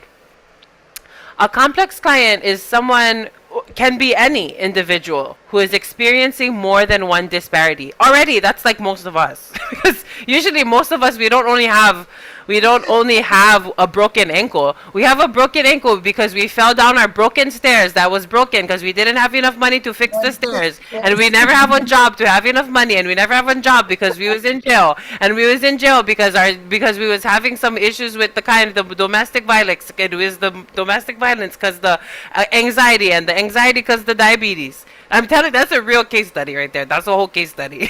But so it wasn't just a broken ankle, right? Most of us I realize that most of us are complex clients, and that's a funny word and a funny term. But complex clients can be individuals who experience cultural and historical trauma already. A lot of Hawaii's being born already. Generational trauma, born into that already. Personal trauma, substance use disorder, mental health disorders, hereditary illness. Just as these clients like Ohana, like just as these uncles, just as these cousins, just as these selves have systems of disparity at work, we have to engage systems of healing. And so this is a cultural intervention training, and it's on the Kanilehua Framework, and this is the shortest part of the training that we're looking at, the actual framework. But next slide, Mighty. So the Kanilehua Framework has 6 components, and I just mahalo Kiali'i Makamana Onalani for she's our health illustrator, and so she drew each of the parts of the growing ohia. And so this is a framework that addresses systems of wellness that need to be in place in order for us to thrive and be well. Okay, so can everyone unmute yourselves and say Kanilehua? Kanilehua. Kanilehua. You know, the Kanilehua is a well-known rain in Hilo, Hawaii. Hilo is a place. It's where I'm from. This is a place-based framework, and so. Just by the way, Hilo is, you know, tea leaf lei, when you wear a regular tea leaf lei, what you're doing is you're taking 2 strands or even 1 strand and twisting it. You're twisting 2 pieces together. That style of twist is also called Hilo. And so this is a relational, interconnected framework. Okay, so the Kanilehua is a rain, it's a what? What is it? What is the Kanilehua? Rain. Leimana said. Yeah, he ua no. Yes, it's a ua. It's a rain in Hilo. It's not the tea leaf. Okay, the tea leaf is not the Kanilehua. The Kanilehua is the rain. And then so the rain falls down from the sky, and the little droplets end up on the pahoihoi, on the lava rocks of the earth. And then over time, it seeps into the crevices and the pores of the rocks and ends up in the pahu moana liha. Everyone unmute yourself and say pahu moana liha. Pahu moana liha. Pahu moana liha. The pahu moana liha is the underground aquifer deep in the crust of the earth. Well, not really. I think the crust is an actual term, but it's under the earth. It's an underground aquifer. And then, as the Rukumani, thank you for being here. No worries, you can step away for a bit. This is all recorded. But yes, so when the rain seeps into the pahu moana liha, at the same time, this little seed is the birds or something. They would drop a little present onto the earth. And the present is a seed, right? They'll just leave the gift. They'll drop it from the sky. Sometimes they drop it onto my windshield, and I have to wash all my windshield. Anyway, the birds, they leave the present, they leave the gift on the earth, and it's a seed. And the seed sprouts. And the tree grows upward, like this tall a year. The tree grows upward, but also there's a mole. There's a taproot that's working to crack the rock to access the water underneath the earth. So the mole has the function of reaching the pahu moana liha and bringing the water out of the underground aquifer into the tree. And sometimes as the tree grows, as it gets bigger and more mature and it grows into a full tree, the taproot cannot always access that water. And sometimes the tree has injuries, like injuries on its bark. And in that situation, it grows these ma'aleva. So you can see the ma'aleva coming down in the fourth block. 1, 2, 3, 4. That's an image of the ma'aleva growing down. And the purpose of the ma'aleva, which are the aerial roots, is to absorb moisture into the tree from the aerial roots, from the ma'aleva. Ma'a as in accustomed, leva as in the sky, mean it's dangling in the sky, okay, these ma'aleva. Anyway, if there's no surrounding moisture, the ma'aleva are going to have a rough time, right? So the pahu ma'ukele, which is a word I used in the beginning of this training, the pahu ma'ukele are the surrounding trees, the surrounding forest around the ma'aleva, around the one tree. And so the surrounding forest is kind of like a kumoku hali'i. It's like a thick patch of moisture. It attracts the clouds and attracts the rain, and so there's a system here. I'm talking about the way that the ohi'a lehua grows. And all of these systems work together to sustain and protect and keep well the ohi'a lehua, which you can see on the 6th block under there. We can go to the next slide. So if we're looking here, you see the strings on the right-hand side picture. Those are ma'aleva, and I actually just saw this tree yesterday when I went to my brother's football game. It was his senior game at Kamamena School. They won 52-0, by the way. But anyway, so you see these ma'aleva, they're coming out of the tree. And those are actually roots, you see. So this is the way that the ohi'a grows. So the Kanilehua rain comes down, seeps into the aquifer. The mole, as the tree grows rock and reaching the pahu moana liha, it pulls the water up into the tree, and when it cannot, the ma'aleva grow like they do in the photo on the right. And the ma'aleva grows to pull in the water from the surrounding trees. Okay, so that's the framework. We can go to the next slide. These are the questions that we're led to ask ourselves through the framework. The first question is, what is wellness? How do we define that? Because that looks different for everybody. Some people might think of wellness to mean 120 over 80, or a BMI of I don't even know, what is the good 14 or lower, or is that yeah, I don't know what is BMIs, but anyway, a particular BMI, right, 20 or something, or wellness means something different for different people. To me, wellness is being able to ku'i kalo on Sundays for the whole week. Like being able to pound taro and eat that, not rice. That's what wellness is to me. Wellness is knowing the farmer that grew it, or being the farmer that grew it.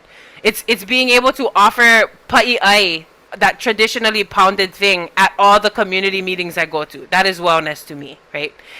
And then I think about what keeps me from being well. Not having the time to do that. Not being able to access those things because nobody does it anymore. Sometimes mental health issues, sometimes financial issues in order to make all of those systems come through. You know, there are barriers to that. But when we're looking at substance use disorder, a lot of times the thing that keeps us from being well is that struggle with the use disorder. And so what is wellness? It's our ability to be well in systems, in familial systems, in professional systems. What keeps us from being well? Probably the addiction, probably the use disorder. Then we're led to ask ourselves, okay, what cultural or natural practice could I do on my own to get through those barriers? So when Tracy did that fast right, that pulled her through into a different space, into a different realm. When we pule, when we oli, when we see pictures like Auntie was saying about our kupuna, of our kupuna, when we do chants, when we recite our mo'oku auhau, our genealogies, those are all things that we can do ourselves on our own to help guide us into a different space. And so the mole is representative of those things that we can do on our own. Then, you know those ma'aleva that grow? Those are the people that we can count on when we cannot access our mole, when we forget our mo'oku auhau, when we don't know how to rely on our own practices for help. We tap into our ma'aleva. I think, so I have a ma'aleva and her name is Kainoelani. She's a person that I can tap into always. She's somebody I trust. She says she knows of a place that I should go to get help, but I'm not going to go there on my own. But I'll trust her. I'll go with her. So she becomes the ma'aleva, and she actually is the link between me and the clinic I need to be at to receive services. So she is the ma'aleva, and she's not just there to take my information and lead me to a counselor. She's there to lead me to the clinic in a lot of spaces. She's there to support me in other ways as well. And so who can I trust and rely on for support? And then what systems of care exist in my community? Today I learned about Hina Mauka. Today I learned about OD2A, or I know that they're here, and I know that OD2A does a lot of stuff with data. Today I know about the Mapuna Lab, who hosts these kinds of trainings. Those are all people in the Pahuma'ukele, in the surrounding forest. And we have a responsibility to the Ohia with the Ma'aleva, How will I be able to contribute to my family and community once I am well? So you can screenshot these photos. This is part of the framework. Each of the components of the framework help us to learn more about ourselves and what components of the systems of our lives need to be in place for us to be well. Next slide, please, Tita. So in work group 1, we might ask ourselves, what is wellness as defined by the community I serve? What are the barriers to those perspectives on wellness? How can I support the cultural development of the community I serve? How can I establish and maintain meaningful relationships with the people who support the communities I serve? What can I do so that the communities I serve know I am here as a resource for their healing and wellness? How does my project in work group 1 or my role or function in work group 1 directly reach the communities impacted by opioid and substance use disorder? And what will it look like when relationships between my program and the community are functional and engaged? And so those are the ways that the framework can be activated to help us to address those systems of wellness for the communities that we serve. Next slide, T. And so part of our work at the Mapuna Lab involves creating these cultural learning tools. Something that we learned today is that in order to best serve our own selves as Aboriginal people or as allies to Aboriginal people, and in order to support our professions in the public health field, we need tools. We need to absolutely know the history of the people that we serve. You can go to the next slide, T. We need to absolutely know the history, the cultural practices, and the language and the worldview of the people that we are and the people that we serve. And so the Mapuna Lab is working on these learning tools that will help people in work group 1 and work group 2 all the way through work group 7 fulfill their objectives. And then there was a study that was done, or a survey that was given, that asked the people. You guys see that graph on the bottom? It says linguistic ability in Olelo, Hawaii, awareness of Hawaiian cultural practices, and understanding of Hawaiian history. In linguistic ability, most people in the Hawaii Opioid Initiative, most pharmacists, and most prevention and treatment providers had no at all linguistic ability in Olelo, Hawaii. A lot of these people were also just beginning to develop an awareness of Hawaiian cultural practices, and still developing or beginning or not at all understanding Hawaiian history. And so the learning tools that we're creating are meant to address those numbers, and are meant to inform the critical mass of people that are working in the community on these issues. We're creating a work group 8. The Hawaii Opioid Initiative is creating a work group 8 on Native Hawaiian cultural intervention and just Hawaii ways of being and Hawaii perspectives on wellness. And so if you're interested, that is going to be the training. So there are 7 of these trainings, and then on the 8th training, we're going to disseminate these tools. Ideally, there'll be history cards with images that we should all see and know and be able to identify. Ideally, there'll be a language book that teaches us about the way I introduced myself today, that teaches us about how Hawaii people experience their own identity in relationship to land in Aina Aloha. And then there'll be a learning tool on cultural practices like music or pule. And so if you're interested in those, they're going to be physical, tangible tools that will mail to you if you're interested in being part of the Work Group 8. And if you're interested in those things. So anyway, if you're interested, please email mapuna@hawaii.edu and we can keep in touch as we develop those tools. Next slide.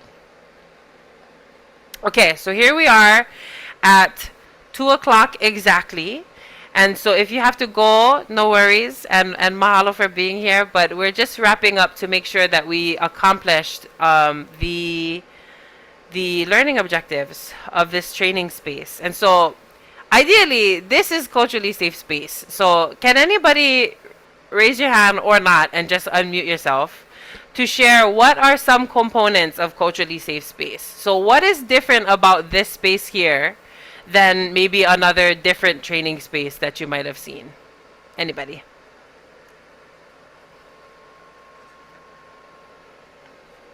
I have something.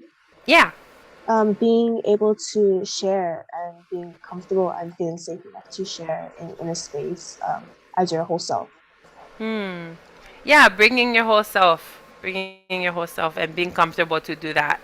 I wonder what are some of the things that made, if you are someone who felt safe to engage and laugh and be yourself in this space, what are the things that made you feel that way?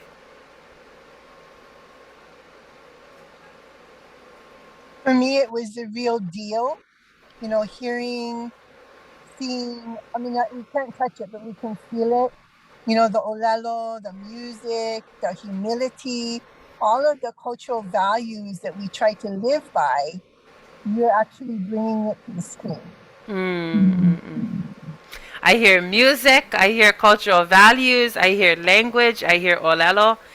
Anybody else? Derwin, do you have manao on what makes this space different? Hi.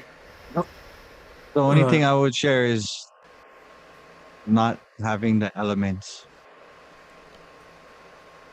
Do you think that not having the elements, like not being in spaces of Aina itself? So do you? Yeah, go ahead. I was gonna say, like, most programs is kind of like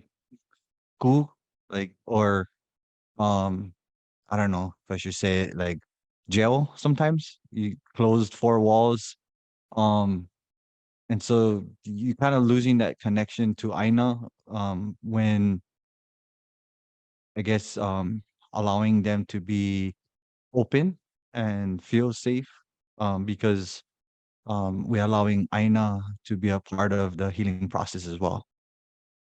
Oh yeah, no. Some components of culturally safe space are when you're actually in Aina, when you're actually there and your feet is actually touching the grass and actually experiencing the dirt and the lepopopolo and the pa'akai. We weren't able to be in that kind of space today because this was like a virtual setting. But if you can see that Durin's background, he's bringing in the mana of that Aina through that ki'i and through that picture. This is the mauna, not my bed, yeah, on the back. This is the mauna wakea in 2019 in the heat of things. I know that Alan selected a picture of this kaimalie, of this gentle ocean with the breezes. Anyway, we're bringing in Aina. Even though we cannot experience it, we're calling on those intentions in this space. And so ideally, yes, Aloha Aina means the actual Aina and being in it. And when we cannot, just engaging with that same frequency of Aloha for each other. That's something that makes a space not feel like jail, because we're familiar with that in a lot of ways. Mahalo, Ekehoa. Anybody else? What are some components of culturally safe space?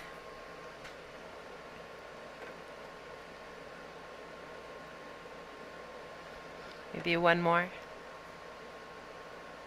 I can go. I think for me, it's that we all have the collective experience of being professionals in the community, or just like where we're at, that we're in a space where we're now we can go out and help, and no matter where we came from, I have a lot of respect. I enter this kind of space with a lot of respect. Like, well, everybody here is servants, so whether public servants, servants to our ohana, servants to the land, you know what I mean? Like, everybody here is serving. So I have a lot of respect for that. So that automatically makes me, like, you feel safe around people who are serving. Oh yeah, no. The safety to share, the safety to show up as who you are, those are components of culturally safe space. Mahalo le mana. I really mahalo the opportunity to be here and to engage in this way, because this is the only way that we can do this. We cannot talk about healing if we're in jail ourselves.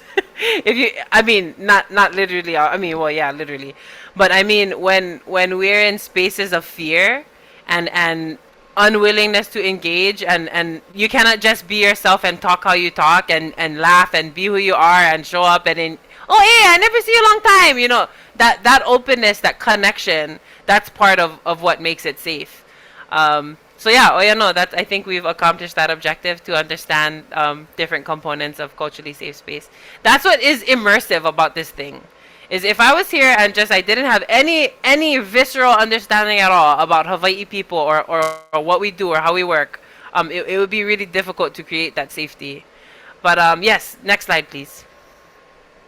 What is a complex client, and what are the barriers that keep complex clients from receiving treatment? Leimana, do you have manao? Yes, I just love when you guys were talking about the complex client, because and how Alan was saying, many hands. It takes many hands, and so for me, I work in the domestic violence field. So of course, you're serving somebody who's battling with their survival and safety. Then on top of that, if they have children and their CWS involvement, and then on top of that, if they're in poverty, and then on top of all of that, there's substance abuse. And so that's like 5 different areas that they're needing help with. And so there's only so much I can do on my end as far as like domestic violence education and keeping them safe. But then the other areas is like, man, we need to cooperate with so many different entities, and it's very difficult. Like, it's just especially like for women, like I said, when there's children involved, and it's generational, and there's poverty, and it's systemic, and it's yeah. I think that some of the things is just the natural. Some of the barriers is just like, I mean, can you imagine having to work with 5 different organizations? That's kind of minimum for some of my girls. Usually they're having to partner with, I mean, that's overwhelming. I don't even, I can't even imagine waking up in the morning and then this is what I have to deal with. I have to deal with poverty. I have to keep myself safe. I have to think about my children. I have to, I don't have a place to live. I'm broke. I have food stamps. And on top of that, I'm jonesing. It's just like, it's very overwhelming. So I appreciated that, and really the idea of really meeting people where they're at. I love this. Yeah. Mahalo T. You're an example of the people that this training is for. Because we said Noka Ohana Aloha, we said for those families, but also Noka Pahuma Ukele for the people who are working in professional spaces. But yes, complex clients are all of those people who deal with multiple disparities at once. And sometimes the barriers that keep complex clients from receiving treatment, I think, is that safety. The safety of feeling like I can really actually go in there and they're not going to arrest me or call me crazy or judge me or take away my kids.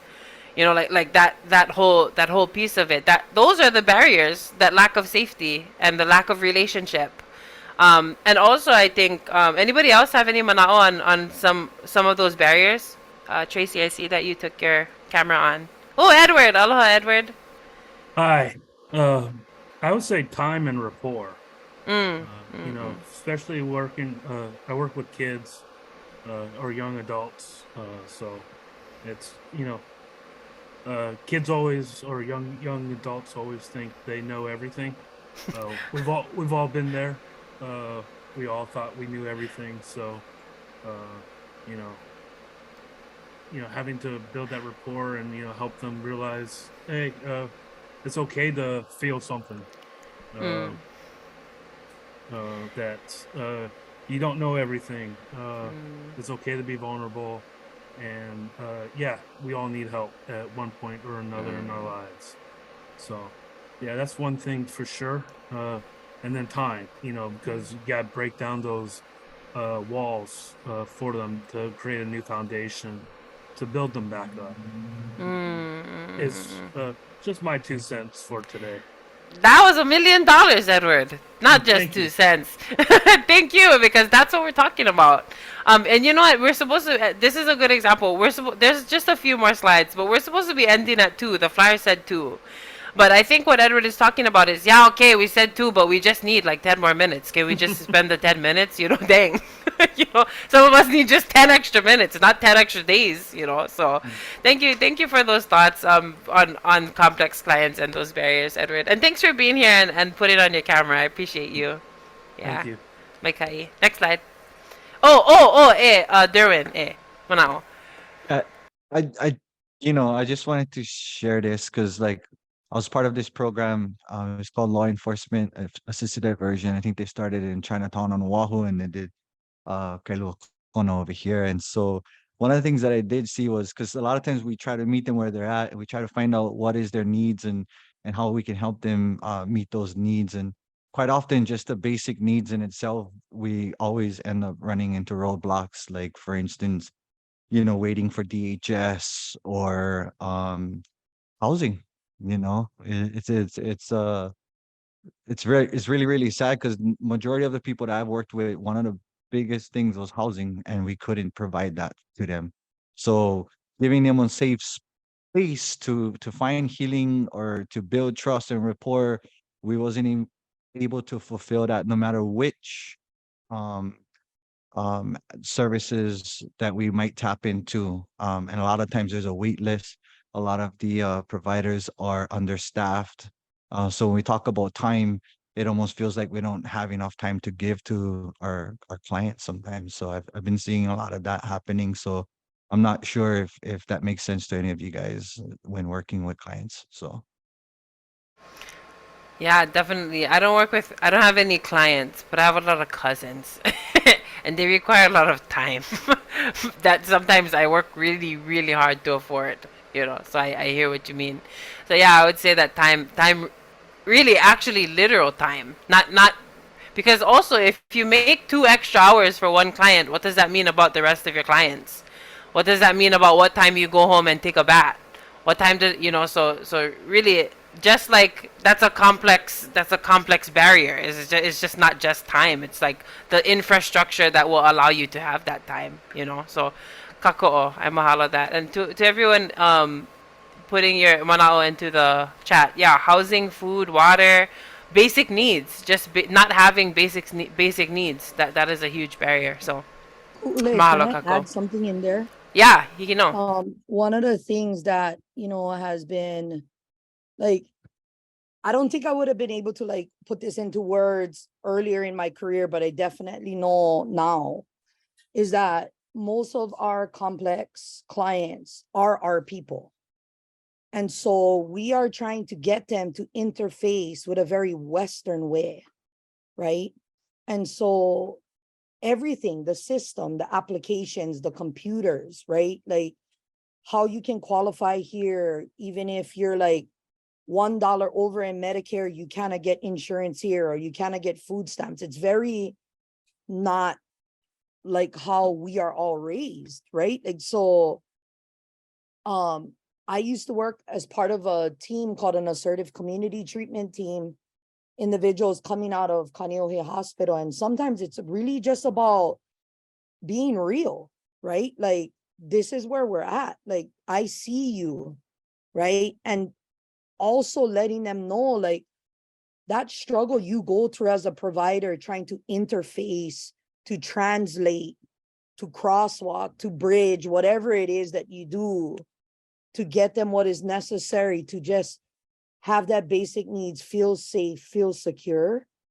And then to be real honest, like right when we just get comfortable, the system shakes again.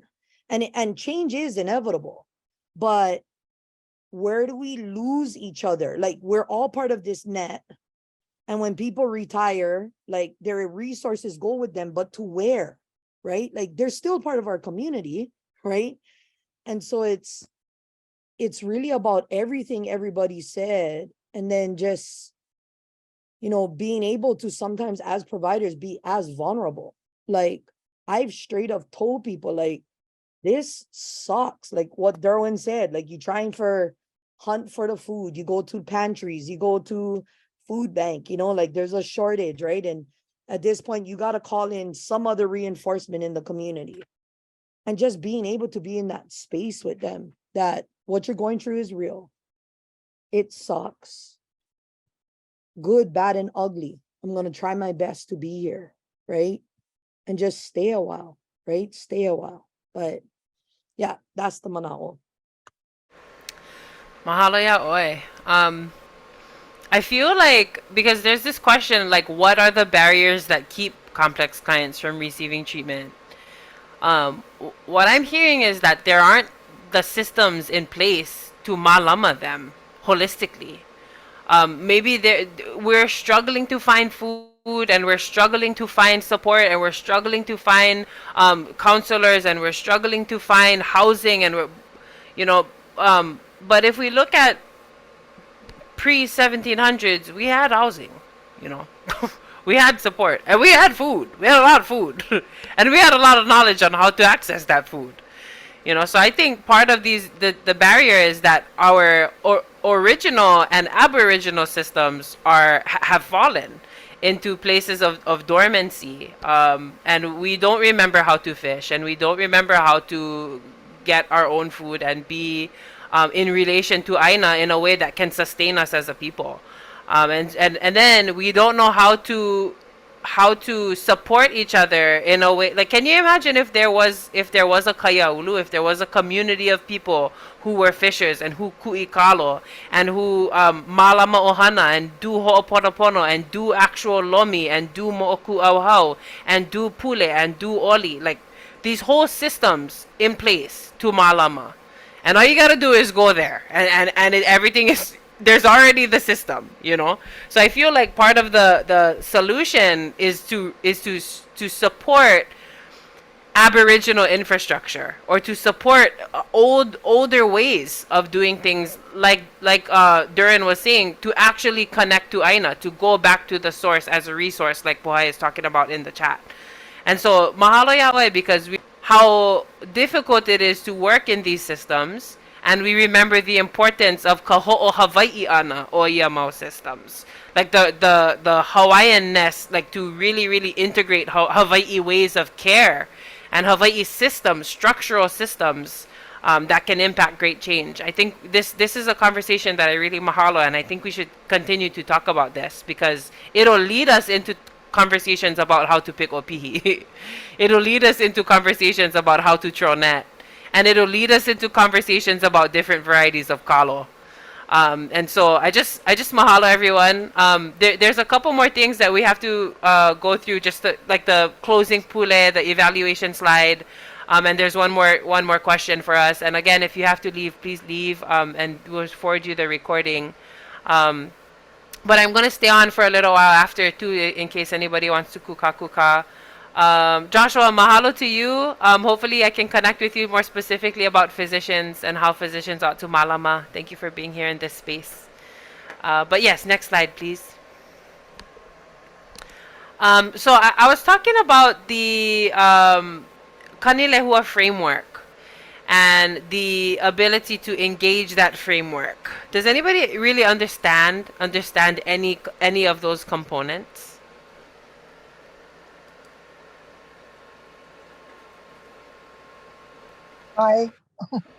Yeah? And which of those components do you understand? Well, it's complex because there's so much kauna in each word. So we can, what did you call it, right? That, to write down in a paper, there's so much that can come out of it. But basically, how do we identify the practice that we're going to be using? How do we integrate, if possible, that practice so that we're not saying, okay, break down the Western system and do this, because it may not work for everybody.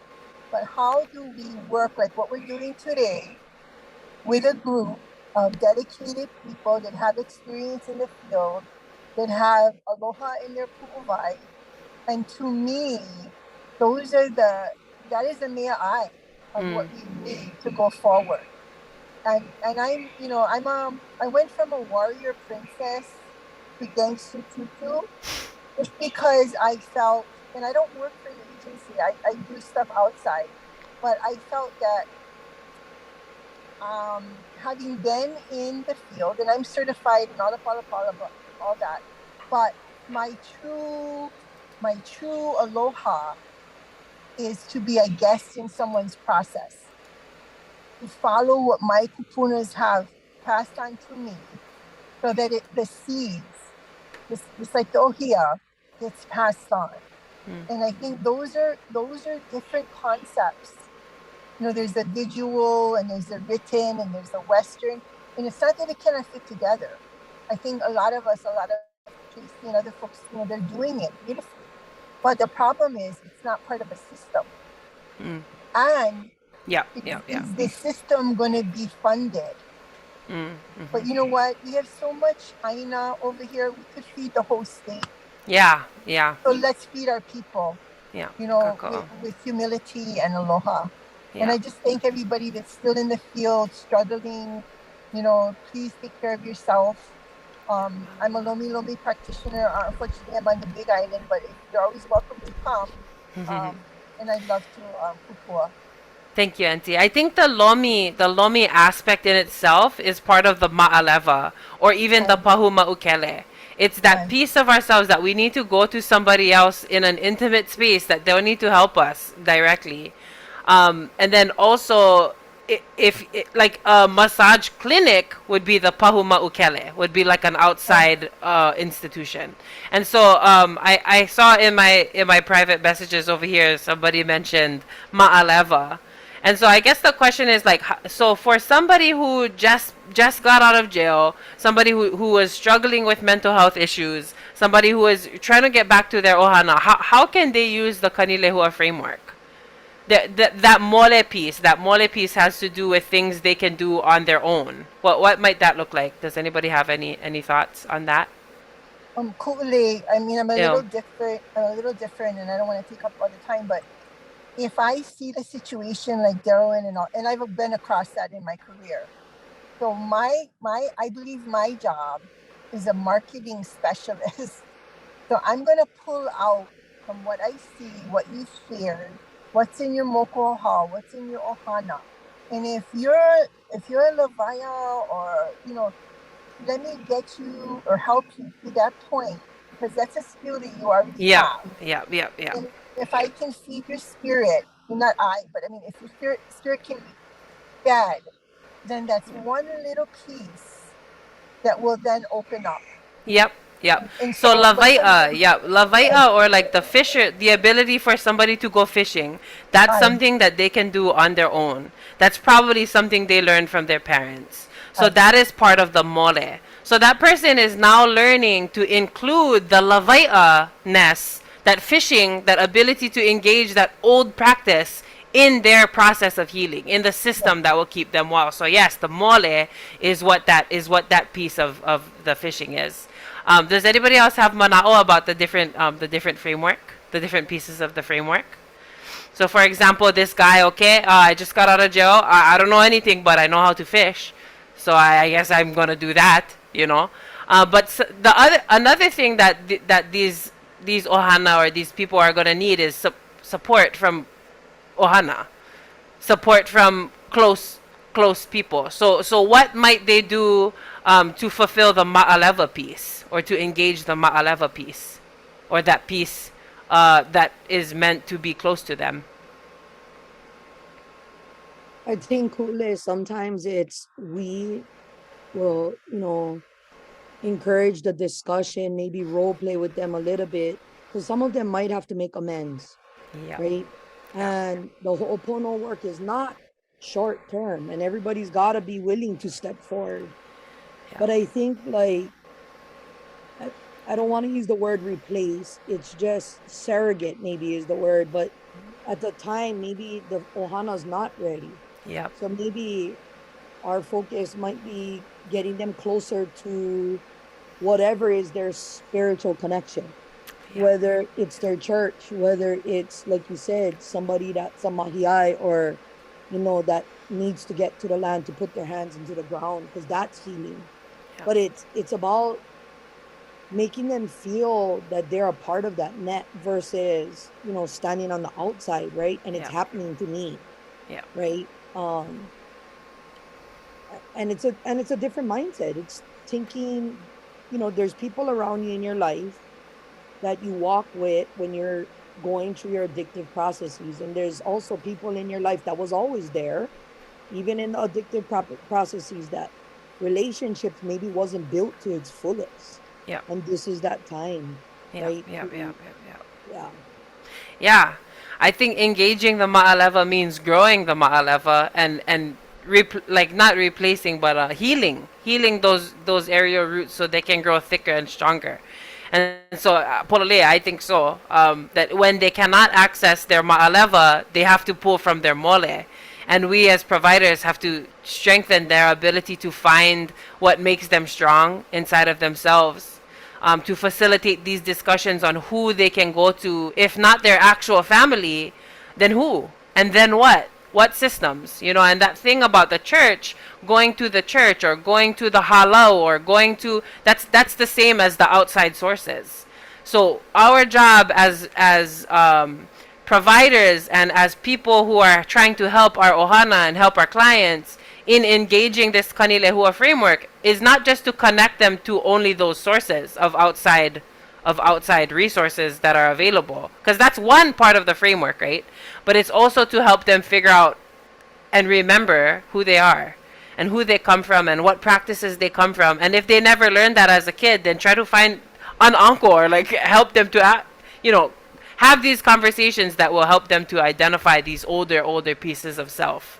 And so that's the essence of the Kanilehua framework, is just that our wellness, the way to restore and to treat complex clients is to reestablish complex systems of support that involve ourselves and our spirits and our ohana and surrogate ohana until we can and find a way to be in relation to our own ohana again. And so, mahalo everyone. I feel like I was able to teach this framework. I was able to just ho'olauna and see all of you and introduce myself again to some of you who've seen me, and then also some of you who have not seen me.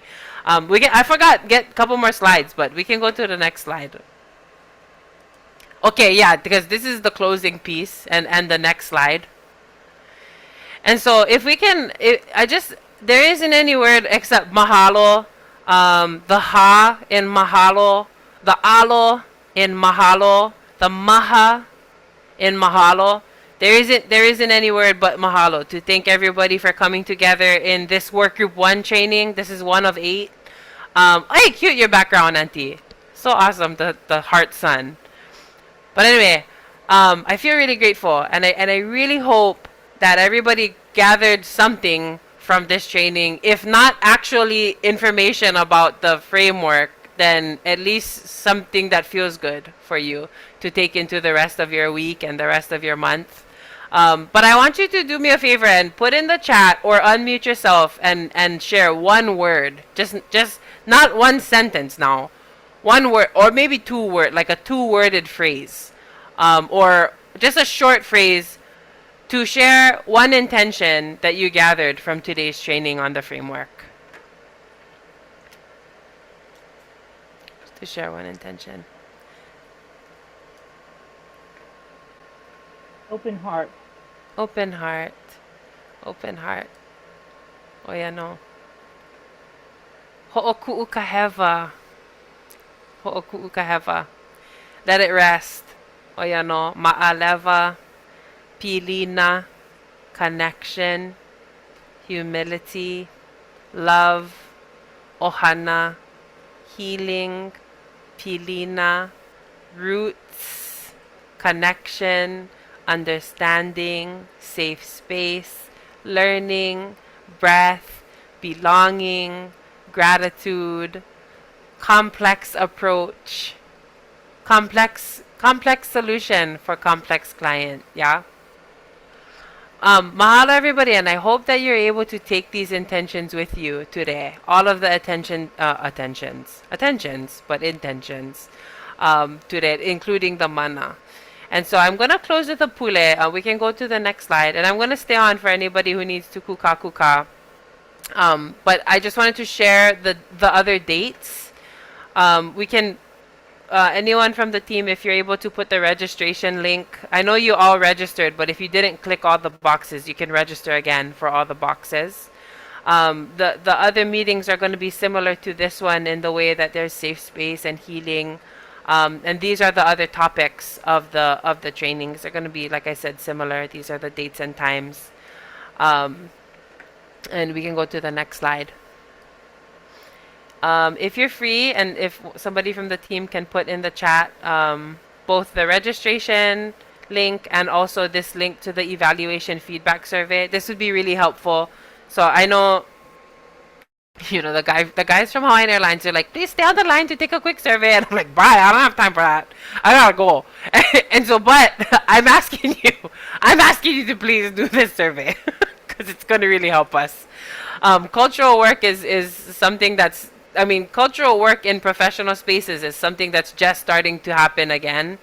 That's just starting to get off the ground as far as aloha and aina in professional spaces of healing. And so I really ask that you complete the evaluation feedback to, if you felt like this was a good opportunity, and if you want more opportunities like this, it would be helpful to if you completed the evaluation feedback. And so my brother Jack put in the chat the evaluation and feedback survey link, and also the registration for future webinars is there. We can go to the next slide. Okay, so I'm gonna do a closing pule, and then I'm gonna do a upoho. The closing pule is gonna be pule olalo ihi. If anybody knows pule olalo ihi. If not, you can turn on your phone recordings and record it, or look it up on YouTube because it's a good one to learn. And then after that, we're gonna do a upoho, and after that, after I finish the pule, I'm gonna say, okay, everybody, unmute yourselves. Mahalo for being here, and I'm gonna say, we're gonna count down from 3, 2, 1, and we're all gonna upoho together. So the first upoho, this is gonna be after the pule, but the first upoho represents all of the intentions that we shared in that mana'o i'o space, reverberating internally into our organs and into the waters of our body, which is our bloodstream and our veins. And the second upoho represents all of the medicine of those intentions permeating into the outer space, into through our windows, through our walls, through our cubicles, out into the trees, out into the earth, and out into the water where we all meet.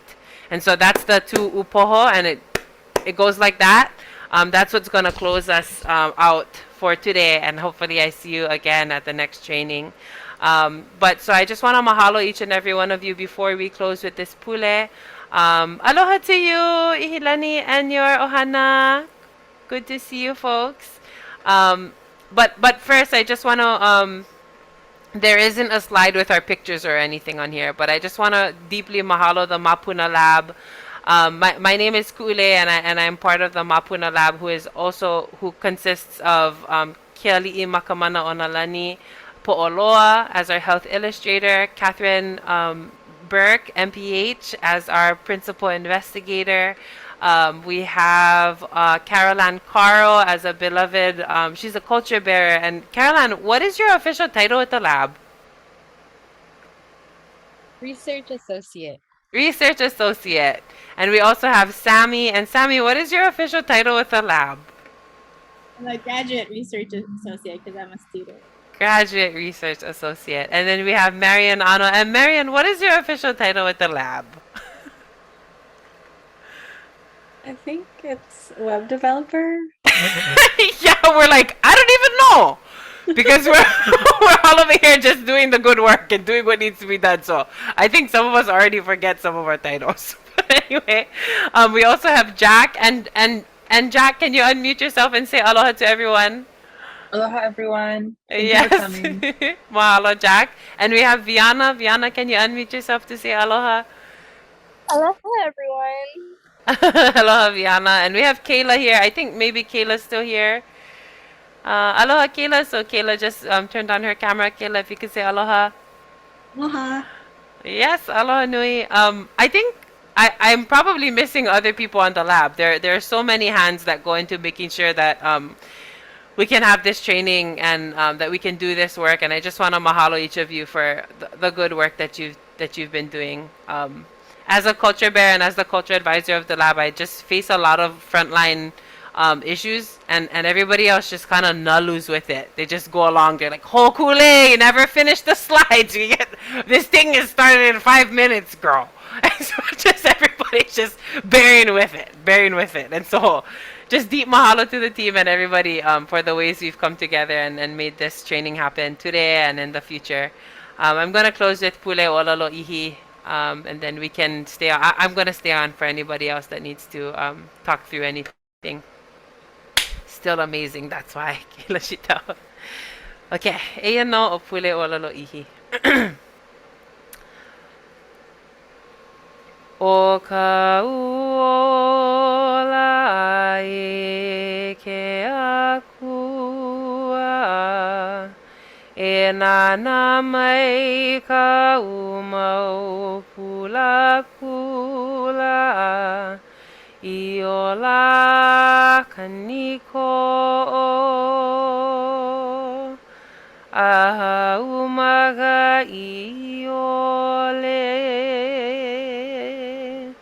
a whalalau hala ka ui ka puane ane a leila lave aku o e a ui he aloha ke ae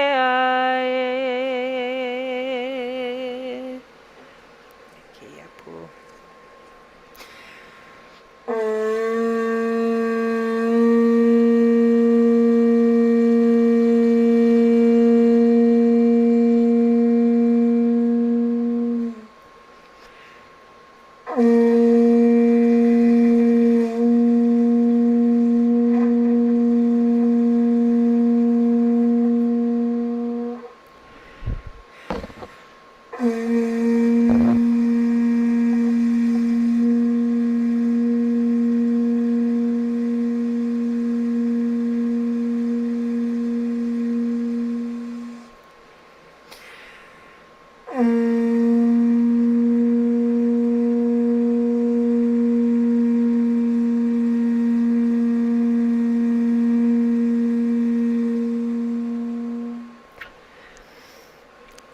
Oyano, mahalo kako. I'm gonna ask us all to unmute ourselves. And Kalan, are there other slides? No, yeah, this is the last. Okay, you can stop sharing so we can see each other. Mahalo everyone for being here. I hope to see you at other trainings. Oh, Alan, aloha to you. That's very awesome. I see you again. Okay, so we're gonna upoho, and that means we're gonna close with this cupping, and we're gonna do 2 claps. If everyone can unmute yourselves and camera on, would be awesome. Oh, aloha oko, aloha nui. And again, I'm gonna stay on for a bit after so that we can talk story if you need to. So we're gonna upoho together in 3, 2, and 1.